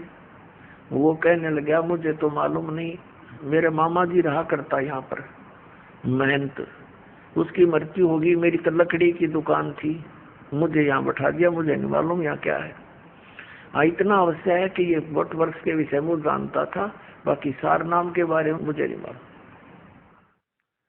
ऐसे हुआ बांधवगढ़ में उन संतों से पूछा, उनने भी यही जवाब दिया, कोई कुछ बतावे कोई कुछ बतावे, ये मंत्र है ये मंत्र है। फिर हम पहुंच गए और कई स्थानों पर गए, बड़े बड़े जो कबीर पंथ के थे। तो सब जगह घूम कर हम वापस आ गए। वहां चल बच्चे देख लेंगे, परमात्मा के स्थान है, अच्छी बात है। फिर आकर के उसने बताया, कहने लगा जी ये यात्रा मेरे लिए वरदान सिद्ध होगी। मैं कहा भाई ऐसी क्या बात है बताइए। कि मैं इतना नालायक और नीच व्यक्ति हूँ। उसने अपनी सारी गलती मान ली कि मैंने ये सोचा था कि कबीर तो परमात्मा है ही है, कबीर जी तो इसमें कोई सकरा को नहीं, सारे प्रमाण आपने दिखाई दिए। तो मेरा नो शक था कि जब कबीर जी भगवान है तो इनके पूरे मेथड से कबीर पंथ के जो साधु संत हैं वो तो गर्क पावेंगे, कति सैचुरेट पावेंगे, वो तो परिपूर्ण होंगे। मैं बोला फिर भाई क्या देखा। मैं बोला बेटा अगर वो परिपूर्ण होते तो दास ने क्या जरूरत है संघर्ष करने की। सबको मैं बताऊं इनका ज्ञान गलत, इनका ज्ञान गलत और यह ज्ञान सच्चा। और सभी बोली आत्मा भी नो सोचे, रामपाल निंदा करता है, निंदक को और सच्ची बताऊं। तो उसने फिर बताया जी मैं ऐसे ऐसे किसी से पूछा भाई महाराज जी सार नाम क्या है। उसने क्या बताया कि हाथ पर आटा ले लो। एक कबीरपंथी पुराने आश्रम का 60-70 साल का बूढ़ा, और नो कह हाथ में आटा ले लो और श्वास के निकट कर लो, और श्वास से उस आटे में कोई डिस्टर्बेंस ना होनी चाहिए, बस ये समझ लो सार शब्द है। वो कहने लगा अब मेरा पीछा पेटा भर गया, ऐसी दृढ़ता आई है भगवान, ये तो कति नरे खाकी बैठे हैं, किसी के पास भी कुछ को नहीं। और फिर उसने बताई जी मेरे मन में इतना नालायक हो, मेरे मन में ये दोष आ गया था। माँ भाई कोई बात नहीं, ये तो आवेगा, और इसका समाधान भी भगवान करेंगे, जिन पुण्यात्माओं पर रहम करेंगे। वो दिन है आज उस बच्चे को ऐसा दृढ़ निश्चय हुआ इस दास के इस सारे ज्ञान पे, और पर उसका जीवन सफल हुआ, ना तो फिर मार खा जाता कि तो पुण्यात्माओं अब बोली आत्माओं पे ऐसी समस्या और आवेगी। एक और परिवार था, राधा स्वामी पंथ से आया था सन 2003 में। पूरा परिवार आया यहाँ पर, दीक्षा ले ली क्रोध आश्रम में और अच्छी लगन से लगे रहे। फिर उनके मन में भी यही दोष पैदा हो गया, सारा ज्ञान समझकर, कि भाई दामा खेड़ा के अंदर धर्मदास साहिब जी की गद्दी से संबंधित संत बताए हैं। कोई सिर फिरा मिल गया उनको दामा खेड़ा के गद्दी का कोई भक्त, उसने बता दिया उनको कि पूर्ण मोक्ष चाहिए तो दामा खेड़ा गद्दी वालों से ही होगा। कबीर साहब ने उनको वरदान दे रखा है। अच्छा, उनको झाड़ा लाने का वरदान दे रखा, कनपेट झाड़न का। कबीर साहब ने तन्नू बता रखा, जो सच्चा नाम देगा उससे मोक्ष होगा। सतनाम पे वंश से नहीं, नाद से होगा। यानी आज तक किसी ने देख लो, नाद वाले जितने यानी वचन के से उनसे ही हमारा पंथ उजागर हुआ है। और जिसके पास सही नाम है उसी से मोक्ष होगा, किसी पीढ़ी से।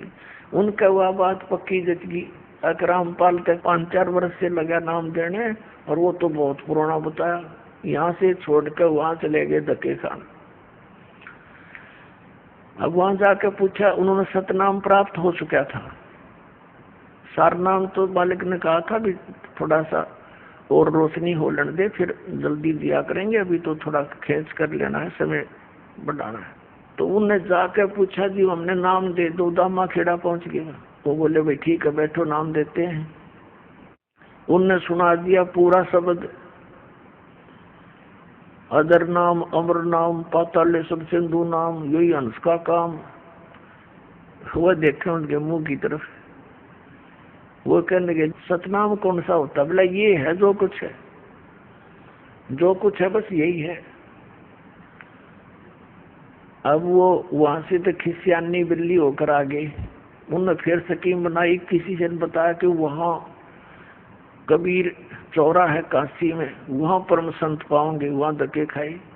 आखिर में वो भक्ति से हीन हो गई, यहाँ से भी गई। तो कहने का भाव ये पुण्यात्माओं, इस काल ने तो कई शिकंजे कस रखे हैं, बहुत बंधन बांध रखे हैं, पर अब ये सारे समाप्त करने पड़ेंगे। दास सारे समाप्त करेगा और ऐसा कर देगा इन सबको कि इनके पास खक नहीं, सबके जोड़े खाली करके दिखा दूंगा। अब देखो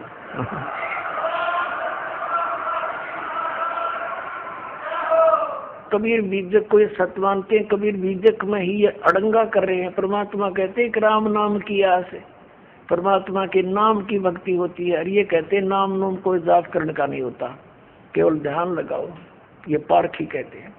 और परमात्मा कहते हैं कबीर साहब, राम नाम रटते रहो, राम नाम रटते रहो, जब तक घट में प्राण, और कदे तो दीन दयाल के गनक पड़ेगी कान।